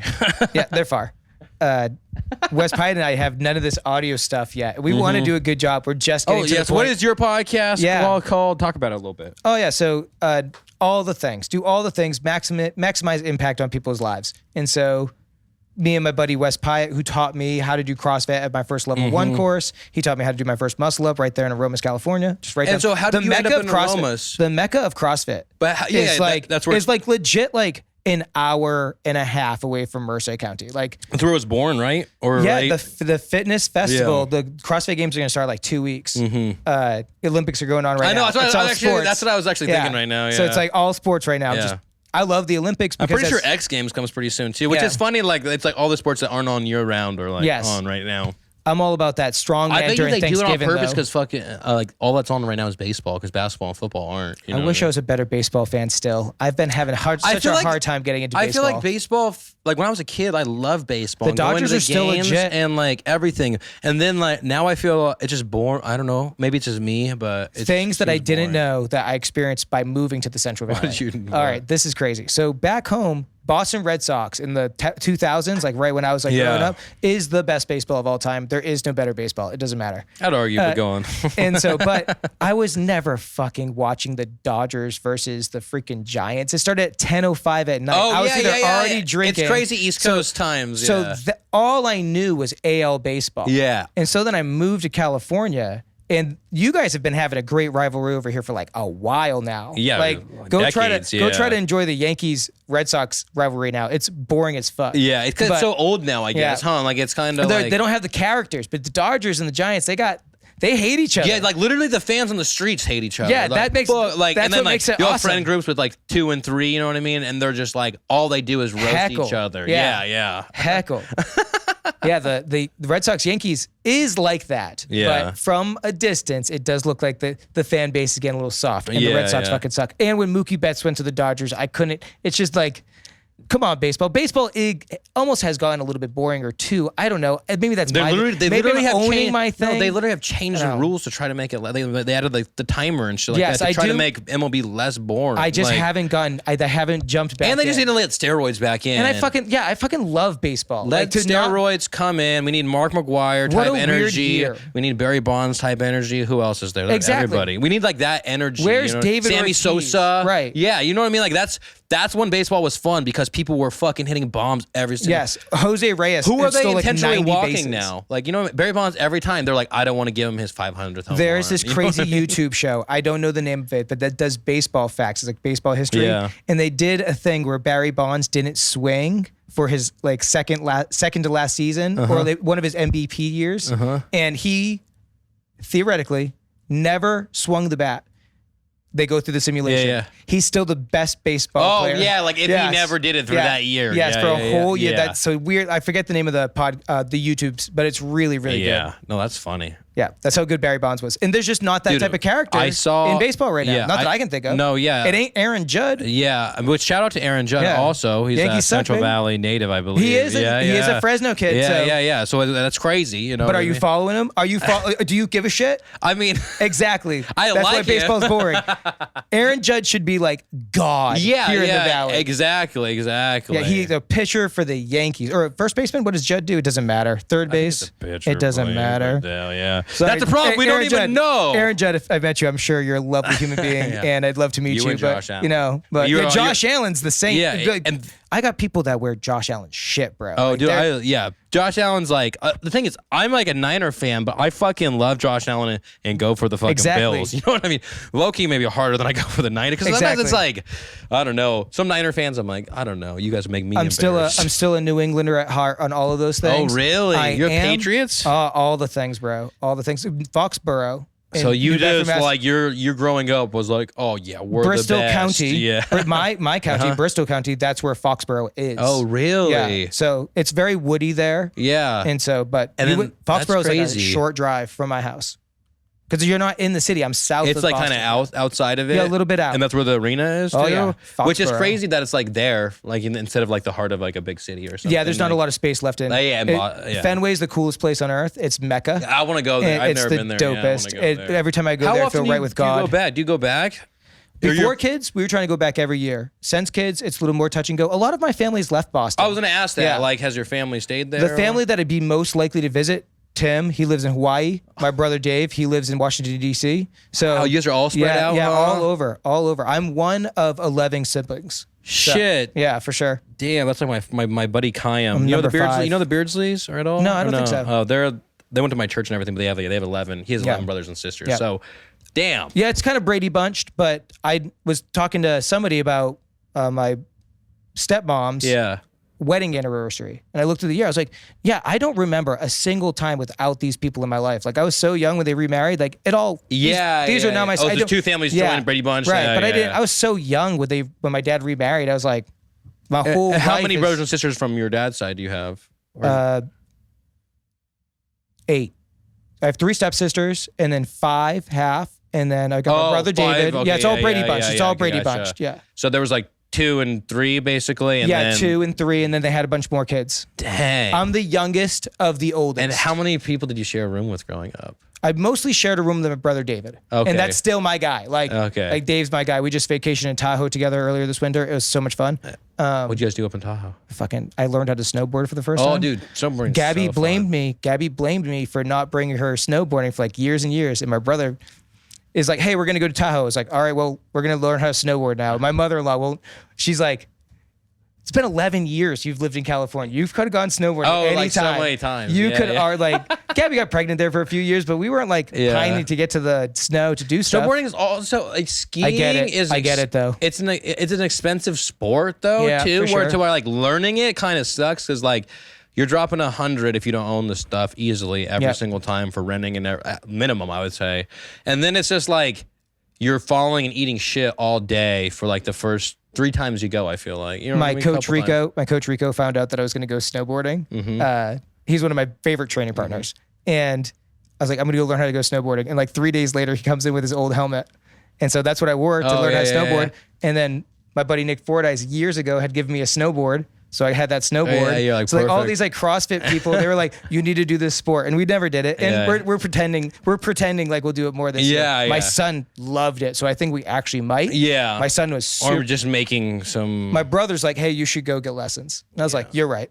No, dude, yeah. So me and Liam went. I got 1 lesson one time. It was so helpful. That's all I needed was 1 lesson, and then like I never went snowboarding a lot, but like probably since 6th grade, I've been snowboarding like 2 to 3 times a year until I was like 18 and then very scattered from there. You know what I mean? Well, but like when you do CrossFit, the whole idea is go do new stuff. So learn and play new sports. My son's young. He wants to go do this thing. I want my nephew, Charlie, he's going to be a senior this year. I want to go on the mountain and do shit with him. Like I want to be able to do it with him. I want to do it with my brother and have these relationships. Like, because I believe this, because I do CrossFit and I'm generally prepared for just about anything.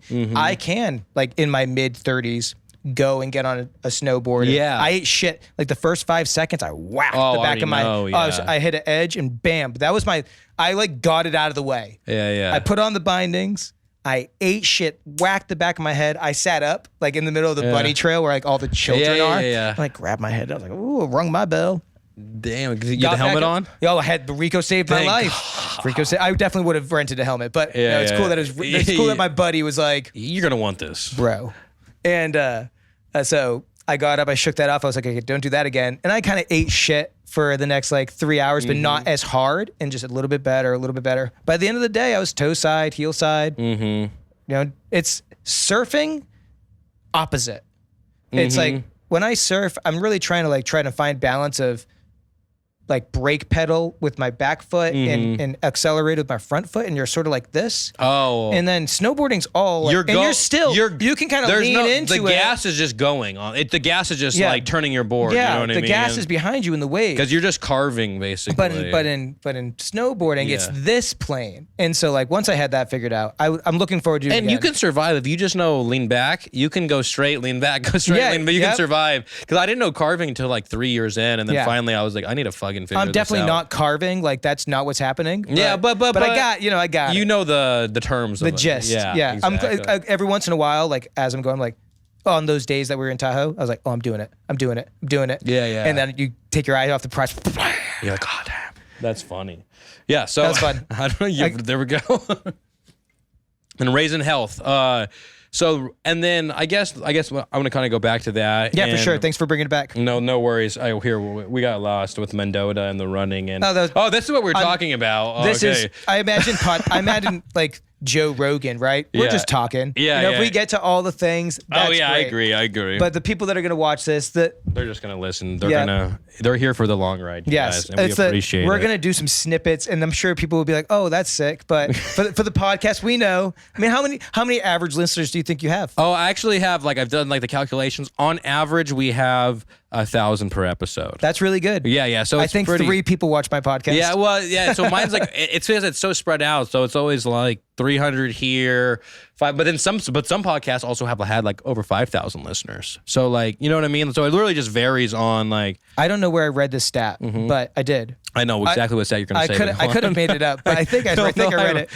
If you do more than 8 podcasts, you are in the top 1% of podcasters. Exactly. Because most people quit after 1. Everyone starts a podcast, but no one really continues on. Yeah. And I'm okay. So shout out to 100 something. Dude, yeah. I think me and Wes have done 20. Oh, there we go. I mean, but so when you started last year? Yeah, just last year. Okay. And we're still living in but basics. that's good. But you're still in the point where because my podcast our last one was I'm proud of. My podcast episode 20, you look at it and it's still it's getting better, but you know what I mean? I feel like we have the added difficulty of he's in Gilroy. Yeah, and it's not I'm in person. Yeah, so it's not like you can have a set or anything. He's a dad like too, so our schedules are kind of crazy. But if have we you could guys ever done one in person before? I would love to one day, but even if you just want to use this space or anything, dude, or if he ever visits or something. I'm hoping I hope that Wes is going to come out for Raisin Health. No pressure, but I'm hoping that he comes out, and it's really cool that the Raisin Health Fitness Festival might be an opportunity for other in the CrossFit space regionally to come over here, right? I have friends all the way in Calaveras. My friend Teddy, Frogtown, capital of the world. Ceres CrossFit. James, he's the one that got into that mountain bike accident. Oh yeah. He's a CrossFit coach. We did this cool 3 slaps, 3 claps for him. But him, our buddy Joe from there out of Ceres, Amoeba. But just bringing in the CrossFit community. Get them together. Well, it's cool because you could be hey, literally an hour and a half that way. That's where CrossFit started. Right. You know what I mean? No, even saying real, something man. like that, hey, this is this is where it was born. You know what I mean? And we wear that. Me and Wes pride always or talk about the whatever. punk rock scene. Yeah. Back in the day, the Warp Tour was awesome. Oh, dude, It was a whole Vans scene, Warped Tour, right? bro. Yeah. CrossFit can be cool like that. Yeah. How you're a band, they're a band, they're a band. We all come together. We do cool shit together. It's a scene. Skateboarding was like that for a long time too. Yeah. Where I'm from, skateboarding was like a scene. You'd have kids from all over going to the different skate parks, going to the indoor skate park. All these types of things. You can definitely do that type of lifestyle with CrossFit. People do. So I just love to see the Central Valley just be like this. Just kind of own it, basically. Yeah, you know well, what I if mean? there's no resources, if there's no medical resources that are going to profoundly come and suddenly we're going to have an amazing amount of doctors and primary care providers that aren't case overloaded. We know these people. You might know a couple of doctors. Yeah. They're doing a hard work out here in the Central Valley. Well, I think the UC just they're building something now for doctors. Prove it. Yeah, Prove it. I mean, they groundbreaking ceremony, so they'll do it. The hospital But is yes. supposed to be shaped like a square. If you see the original blueprint for the Hospital for Dignity, it's supposed to be a square. Nope. It's a fucking triangle. Hey, bro. you know how we do our architecture here, man. Yeah. Okay, we do it But how that's we just want to. we have randomly. 25% of planned hospital space when the proposal was out. The original proposal is that badass triangle is a square. They add 3 additional buildings. Oh, really? Yeah. It's supposed to be So- 1, 2, 3. Yeah. So you'd have more. It'd just be a whole campus. It'd be It's sick. It's a sick design. But they built one and then they built one, and then Dignity stopped doing their thing, and then we're like, why do we have these terrible physician to patient ratios? Well, we don't have the resources. So if they're not going to take care of us, if going into the healthcare system in the local area is not Stanford, this is not UCSF, and the people are this constant. The thing is, the thing that sucks about it is that if so many people, anytime they want specific care, they leave the have area. to leave. Yeah, exactly. You know what I mean? It's why can't we bring because area we here? have to have nice things to make people want to stay. Yeah. You know? And so once you realize that locally you have to go to near Fresno for pediatric care, and you have to leave the county if you need adult trauma services or cardiac services or interventional straight radiology. That's why there's 2 helicopters.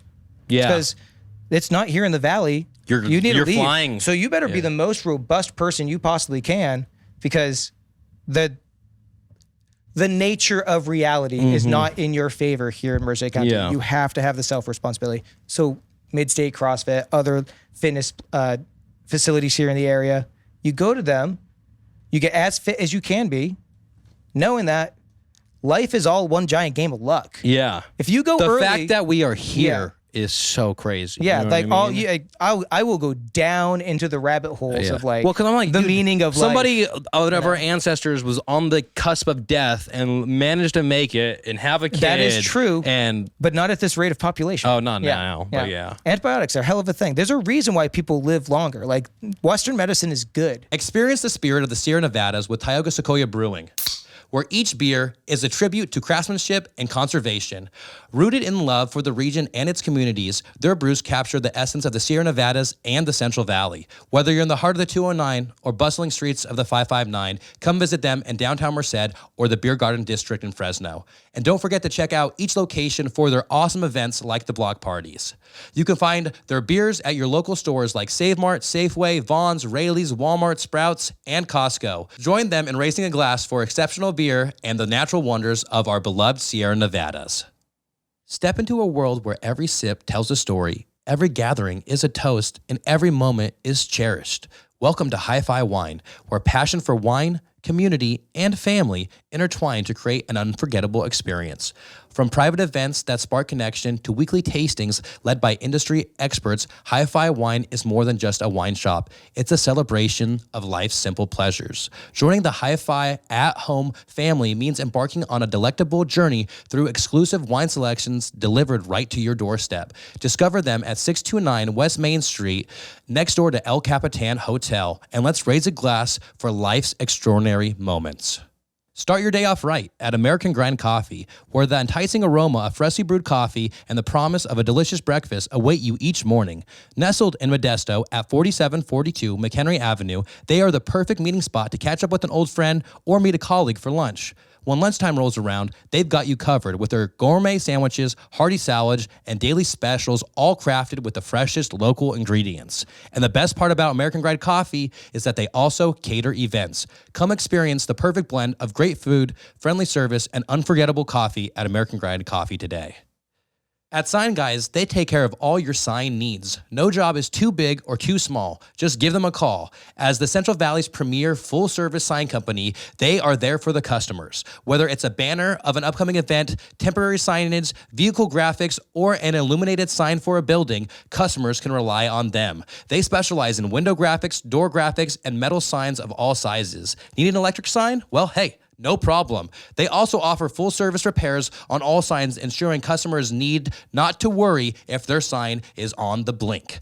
They sign their work with pride and attention to detail, committed for their long haul. With over 30 years of combined sign experience, customers can trust them. Don't hesitate to call now at 209-726-0984. Once again, that's 209-726-0984.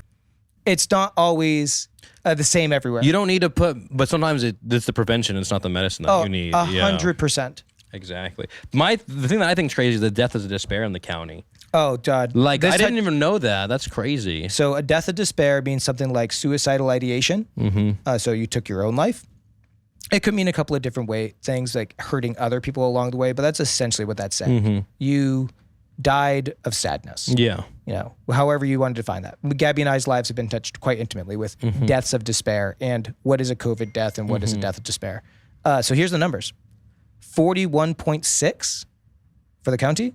State average, 36. Yeah, that's crazy. More than 5%, 6.6%. Damn. That's crazy, though. From our peers, man, do you think Merced County is that much worse than Stanislaus? Are you serious? Yeah, you know what I mean? You know, it ain't. Yeah. There's nothing geographically there's not some badass, beautiful waterfall in the middle of Stanislaus. Have you been to Stanislaus campus? But there's a little stream. Allows them to have 2 trauma centers. Yeah. Right? Exactly. Which are 1 mile away from one another, essentially. Are you talking? That's in Modesto, right? Yeah, that's in Both of Modesto. them, yeah. But there's no trauma services here in Merced. Yeah. So if you get hurt and you're feeble or you have brittle bones or you fall, Fresno to Modesto. you have to wait an hour to get your minimum, right. Obviously, to get so your the service. time, a lot of the reason why ambulances and helicopters and all of this exists is the rate of mortality based on how quickly you can get services and get treated, first patient contact time, all these things really matter. First time they get to cath, the longer it takes, the more likely you're going to die. Yeah. So when you're in Merced County as a provider, you see some sick shit. 290,000 people in the area. I thought it was you know such what I mean? king shit when I moved from Boston to Merced County to be a paramedic. I had to chew my words, man. Because when you're in Boston or you're in like the East Coast, there's a hospital everywhere, bro. There's more hospitals in Boston than there are anywhere in the world. Really? It's ridiculous. Why? There's a lot of medical teaching schools. Oh, Yeah. just the area. There's a ton and then But these are like the students need these are work the there. hospitals, Mass General, Yeah. Brigham and Women's, like Beth Israel. These are like research hospitals. They're multi-stories tall. They look like skyscrapers, but they're hospitals. I was like, oh, I bring these people to these places and I have to talk doctor talk to these people so they don't treat me like an asshole. Yeah. Now I'm going to move to the Central Valley where, I'm so good at my job. And then I had to be with people for 30 minutes while they're bleeding. Oh, yeah. or they're really, really sick, or they're definitely having that heart attack. Because you can be. Oh, yeah. I went to so many hospitals so quick. And you're so quick. Oh, yeah. Back in Boston. Easy. No Because big you drop deal. them off where everyone's closest, pretty much. Yeah, huh? basically, because everybody, not always, there are still rules, Yeah. but no, we don't have to get into those. Yeah. There are rules, but the hospitals are way closer. Yeah. So we're getting like, There's only one here that you can take them to. yeah, you don't always want to take sometimes them you- there. Yeah. Yeah. And sometimes but I'm sure you get You calls can't, that are like, for certain things you shouldn't and can't. Yeah. Now you, the person walking in with said disease, you wouldn't know that. So now a helicopter comes and gets you, an ambulance come and gets you, and they take you out anyway. Even if you do go to your local hospital, the one that's 8 stories tall, and something beyond their scope, and a lot of the things are beyond their scope, you're out of here, man. yeah, that's crazy. You're going, oh, you're a pregnant mom with preeclampsia? I'm flying your happy ass to San Francisco. Like, that's what's happening. All right, we'll figure it out. Yeah, that's crazy, honestly. Yeah. And sometimes they're pretty sick. Like, they should have been under more care sooner. It's just wild. Yeah. And then deaths of despair also. Yeah. It's bullshit. Yeah. And then, basically, it's just that, like, hey, we have...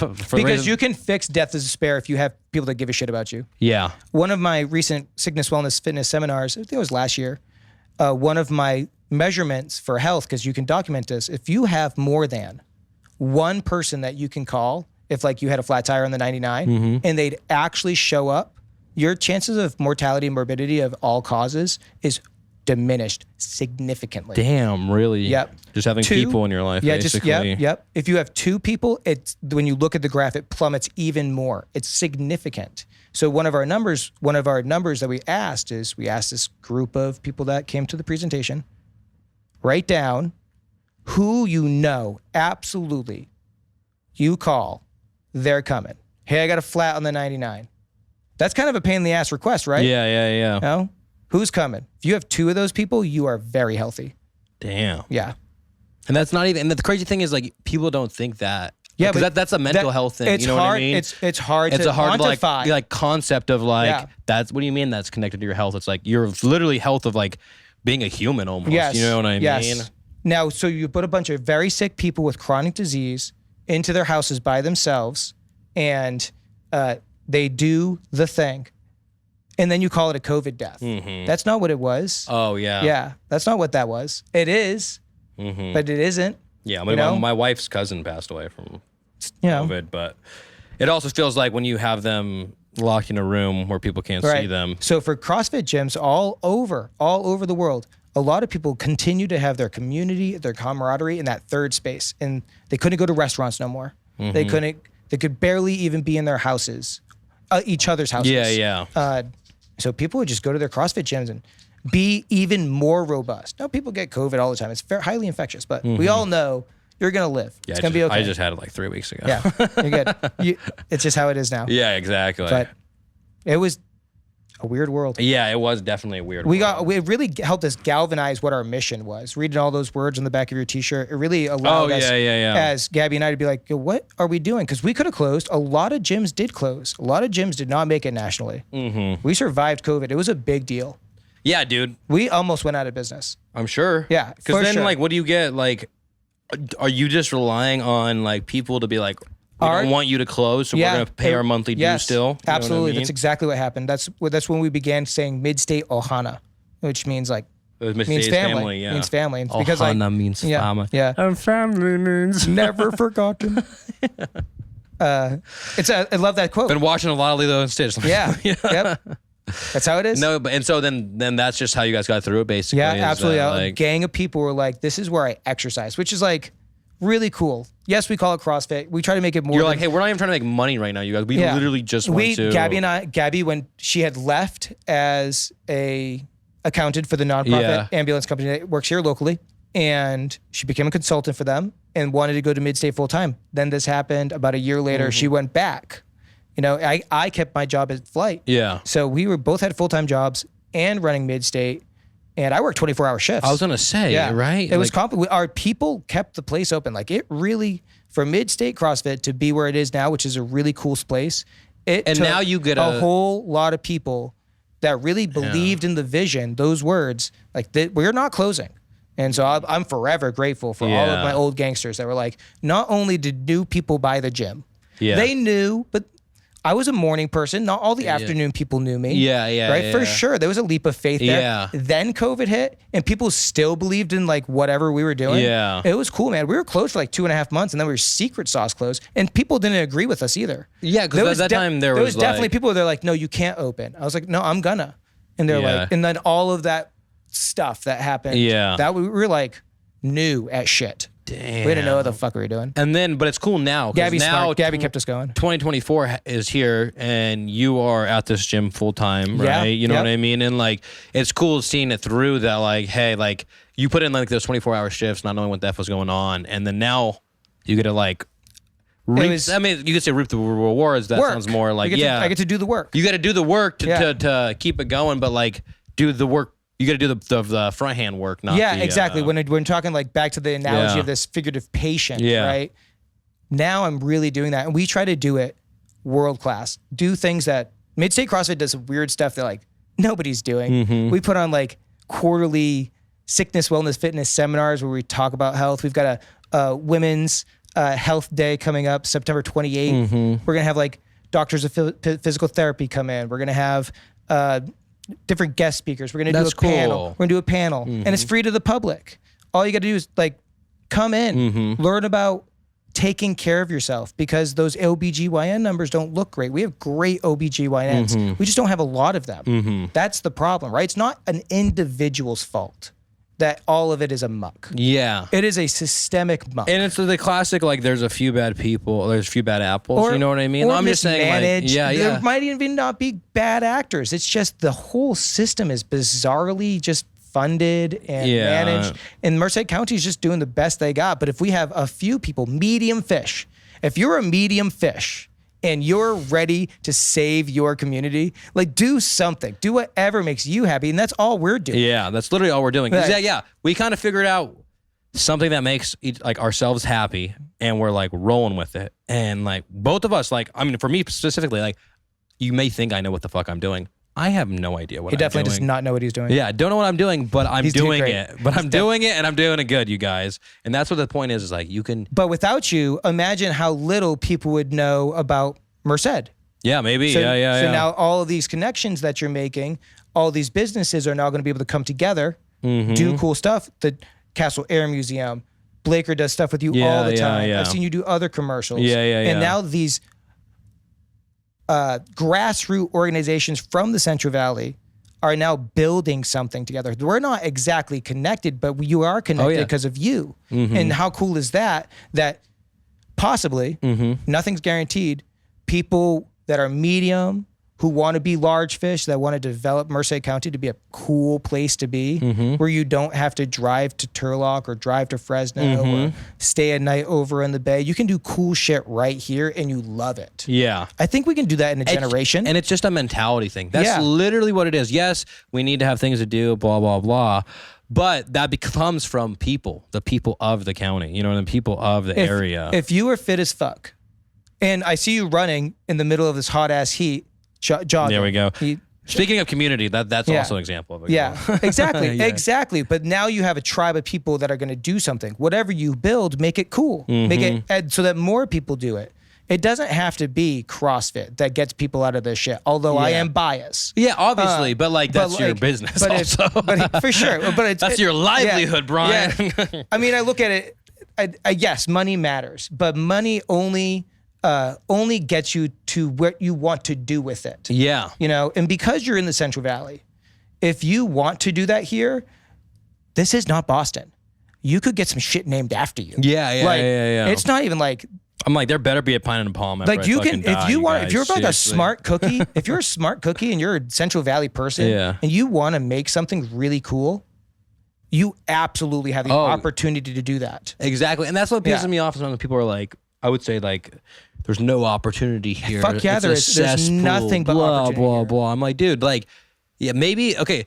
Very certain businesses, maybe if there's something, but like, no, you're not going to be a multi-100-acre farmer. Yes, that's true. Fine. Yeah, okay, next. Yeah, no, exactly. That's what I'm saying. But like, there is opportunity if you look for it. There is good people around. You don't even have to look for them. There's good people around, but also our generation, like my generation and lower, everyone's on their fucking phones and people used to go hang out at the mall. People used to go hang out at the movies and stuff like that. Like, but people used to hang out at the mall. We don't even get on top the hallway. Of that. But the people used to hang out though at places. And what kind of sucks now, that's the thing that I don't like about the generation is that like, unless it's going to a bar, a lot of people don't go and hang out somewhere. That's another evaluation of health though. If you're doom scrolling, you're like if you're just in it, I'm guilty of it too. All of us are, yeah. But if you're doom scrolling, that is not like if you're as a lifestyle, start to look at things like everything I can optimize better as an athlete. All right, great. When I'm doom scrolling, it is as detrimental to your health as if like all you eat is chicken nuggets. Yeah. Chicken nugget. Shout out to Dino Nuggets though. Oh yeah, dude. Dino Nuggets are. Yeah, for sure. Major food group. Major food group in the household. But that is as bad for you as all the other things that we say is bad for us. Social media. That's definitely tied to death, to despair, and everything else too. For sure. If you have now, it's a tool. Now it is an entertainment source too. But we're always like, how long you're on your phone at night? Oh, is that why you have insomnia? Is because blue screens have just been digging into your eyeballs for the last 2 hours? I woke up my nephew the other day, and like he literally had his TikTok was open, and he was asleep. Yeah, he was just playing the same video over and over. Right. I was like, hey. You fell asleep scrolling, man. Yeah, no, it's not. It's definitely not good for you. Yeah, I agree. I mean, I'm just as guilty. I'm trying to turn off my phone more, read a book. Dude, I know, shocking. I know. It just like, and then it's crazy when you sit down to watch TV, and you can't even watch TV anymore because then you pull out your phone and you're like, oh my god, like I can't even. I used to be able to watch this 20-minute show, and now I can't even watch a fucking 20-minute show. This is all definitely not good for society. Yeah. But we're screwed, you guys. That's what. That's not a Merced. That's not.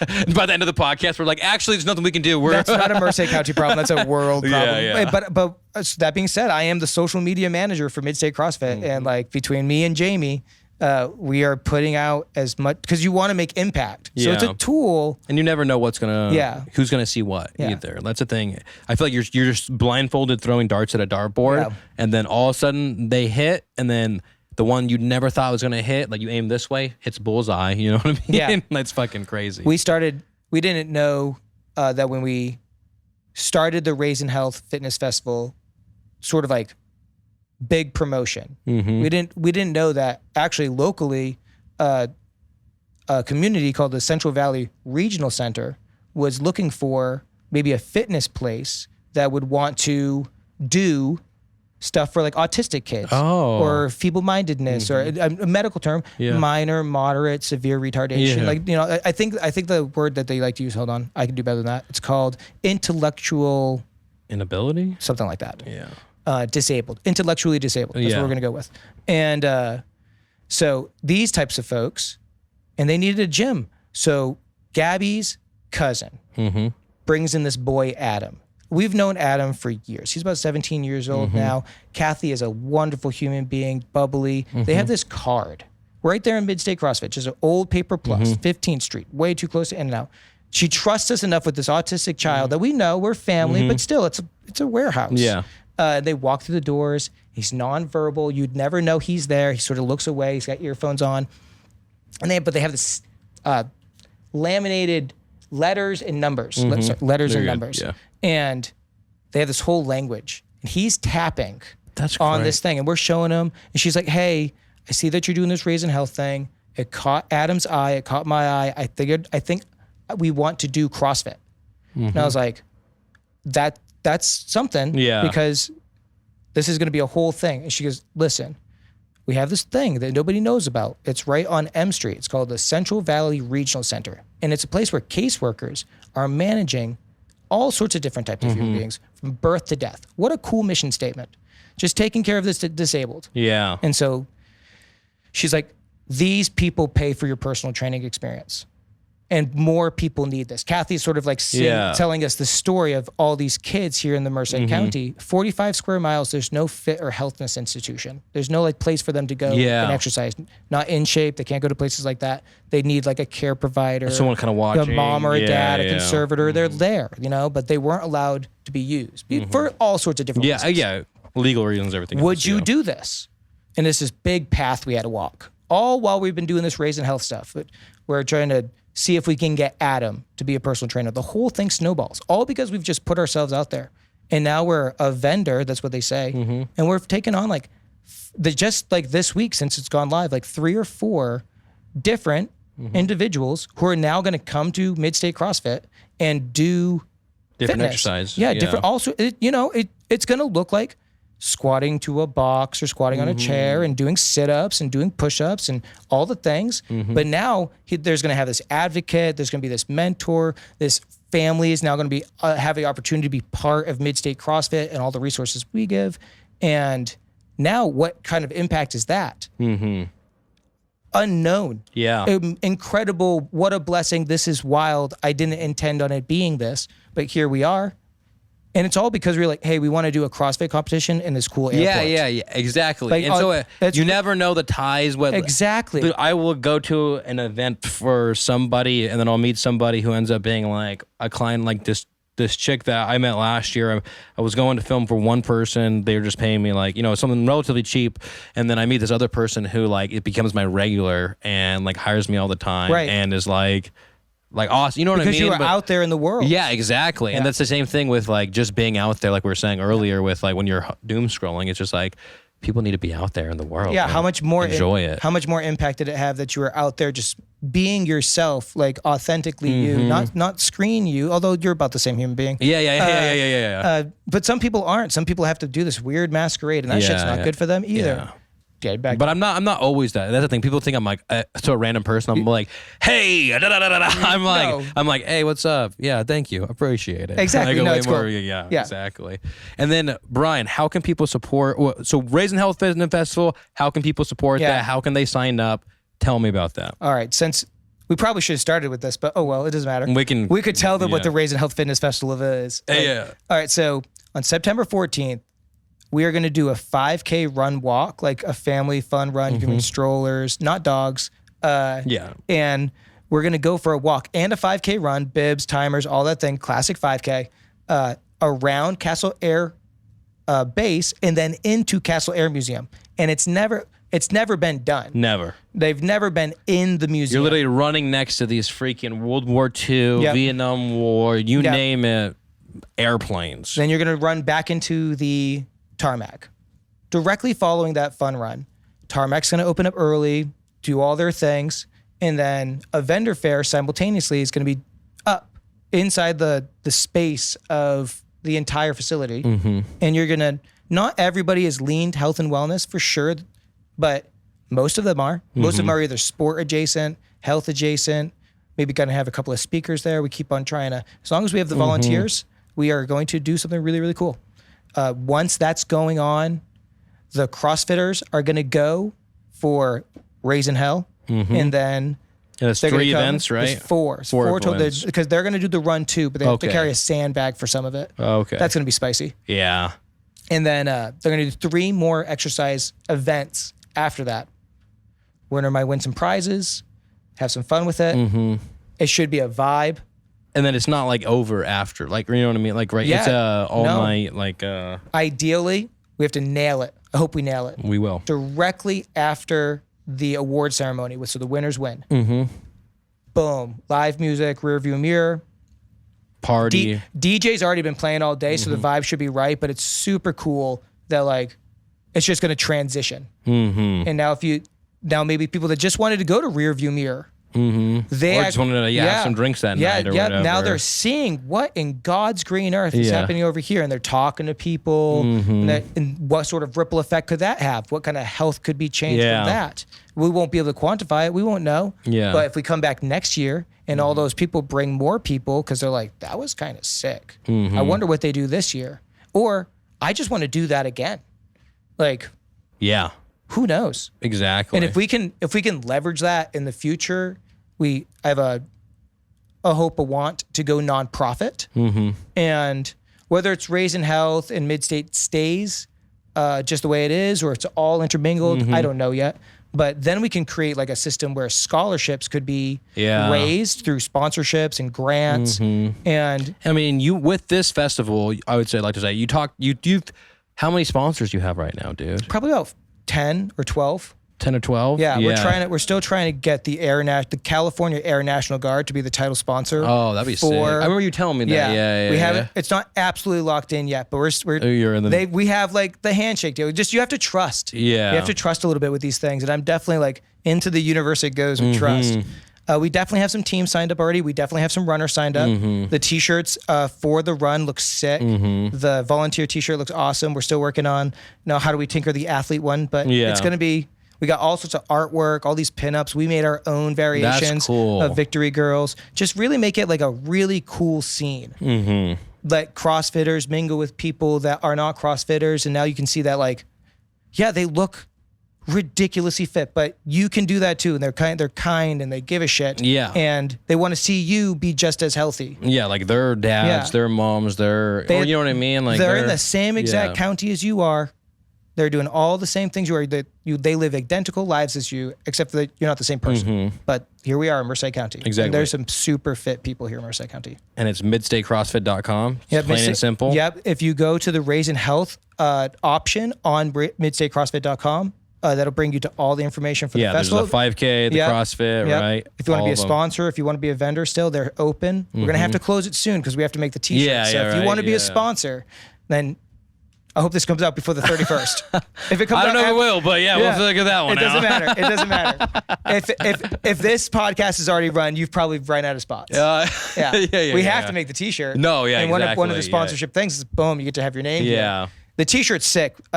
Sabrina, one of our athletes, I've asked so many people to do a pinup for Raisin Health. And we just can't get it right. You have this envision, but you don't know what it is, basically.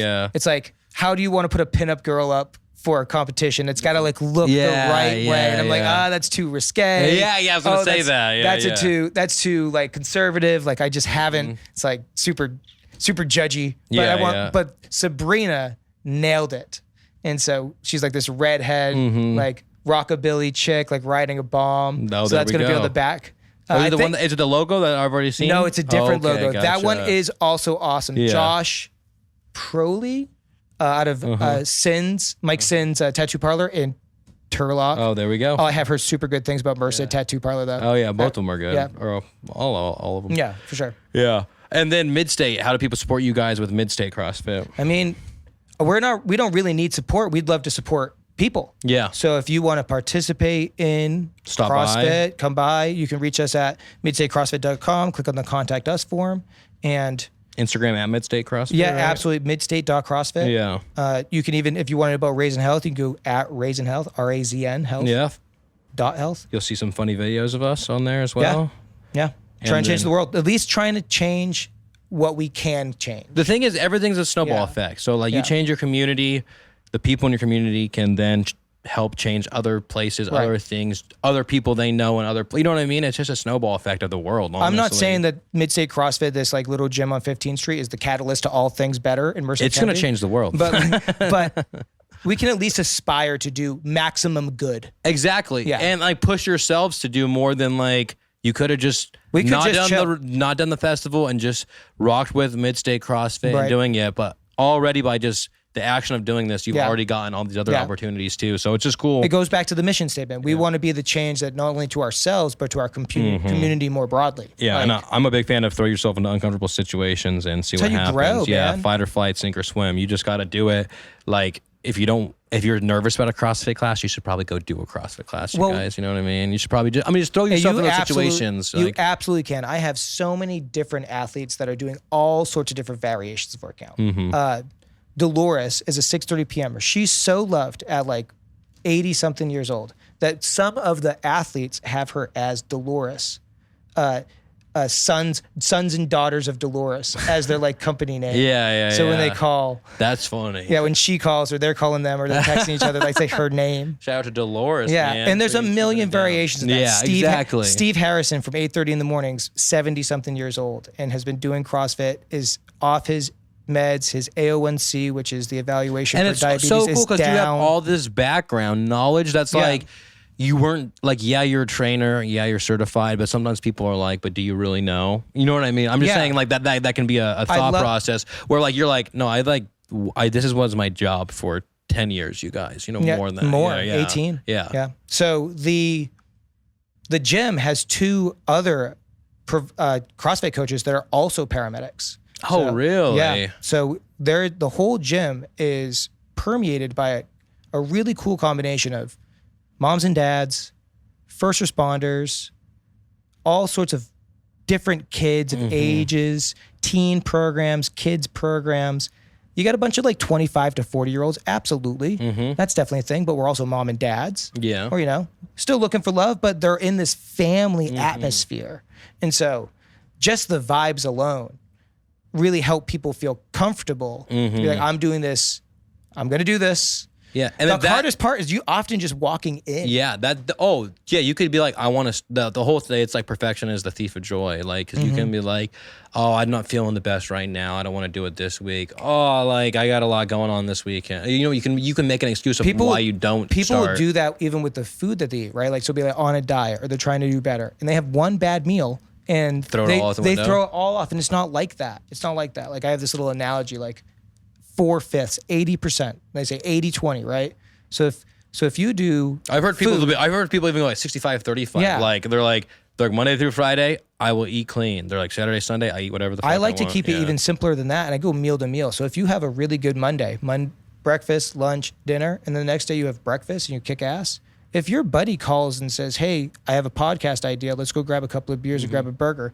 The 4 healthy meals are not suddenly derailed because you have a couple of beers and hot dogs. Because you still need to enjoy life. Right. Like that's the thing. 4/5. Like you're going to get right back on the horse when you go and have a late dinner because you kind of sent it at lunch. And then the next day you just wake up. Okay, breakfast, lunch, dinner. You nailed it. Yeah. Who cares if your mom called and like, hey, let's all go out to dinner. Let's get the dessert after. Yeah, don't let it steal you of your the joy of life. Because peopling is also a metric of health. Yeah, clearly with the death of despair one. Yeah, it's wild. Yeah. So once you're in a community, I found adult friendship difficult. Do you find adult friendship difficult? With the podcast, it's kind of like made it a lot easier, but it's weird for me because I feel like some people think they know me, but I don't know them, and they'll come up to me like, Mike, they'll bring up stuff, and I'm like, I don't even know who the fuck you are. Yeah. But yeah, I do like. It's weird. Because like me and you, we instantly became friends. It was easy. Yeah, it's super easy. But like if I didn't have friends, it'd be so hard for me to like go out and meet a friend, I feel like. Yeah, it's a real thing. I used to say it all the time because when you're like employed with somebody, your peers, like there's all the work dynamics. And do you want to talk about work all the time? I never really did. No. And then like the dynamics of, you did shady shit outside of work by just like having too much fun. And now it's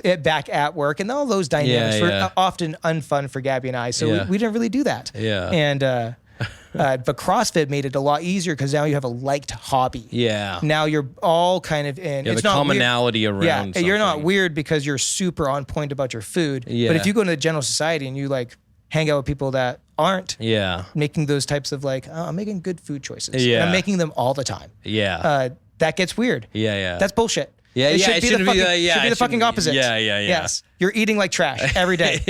Call you all the bullshit, but that's not how the world works. So you have to get into a community. You have to get into a space in which you're taken care of, and we like to think that's what we're doing. Exactly. Well, Brian, thank you so much for coming on this podcast. Midstate.CrossFit on Instagram. Midstate.CrossFit on Instagram. And then Raisin Health. Yeah, RAZN.Health. Health on Instagram as well. You guys check him out, support him. I appreciate you being here, Brian. Dude, this was a lot of fun. Yes, it was a great time. Thank you. Shout out. Yeah, for sure. There we go. Thank you, Duffy. AI Duffy, you guys. We missed you. Definitely shout out That was Mike. good. That was good. That was fun. Oh man, This is it. Yeah, I didn't really have any track of time. I knew we were. Hey, big shout out Central Valley Podcast. You know I had to fuck with it. Hey, shout out Central Valley Podcast.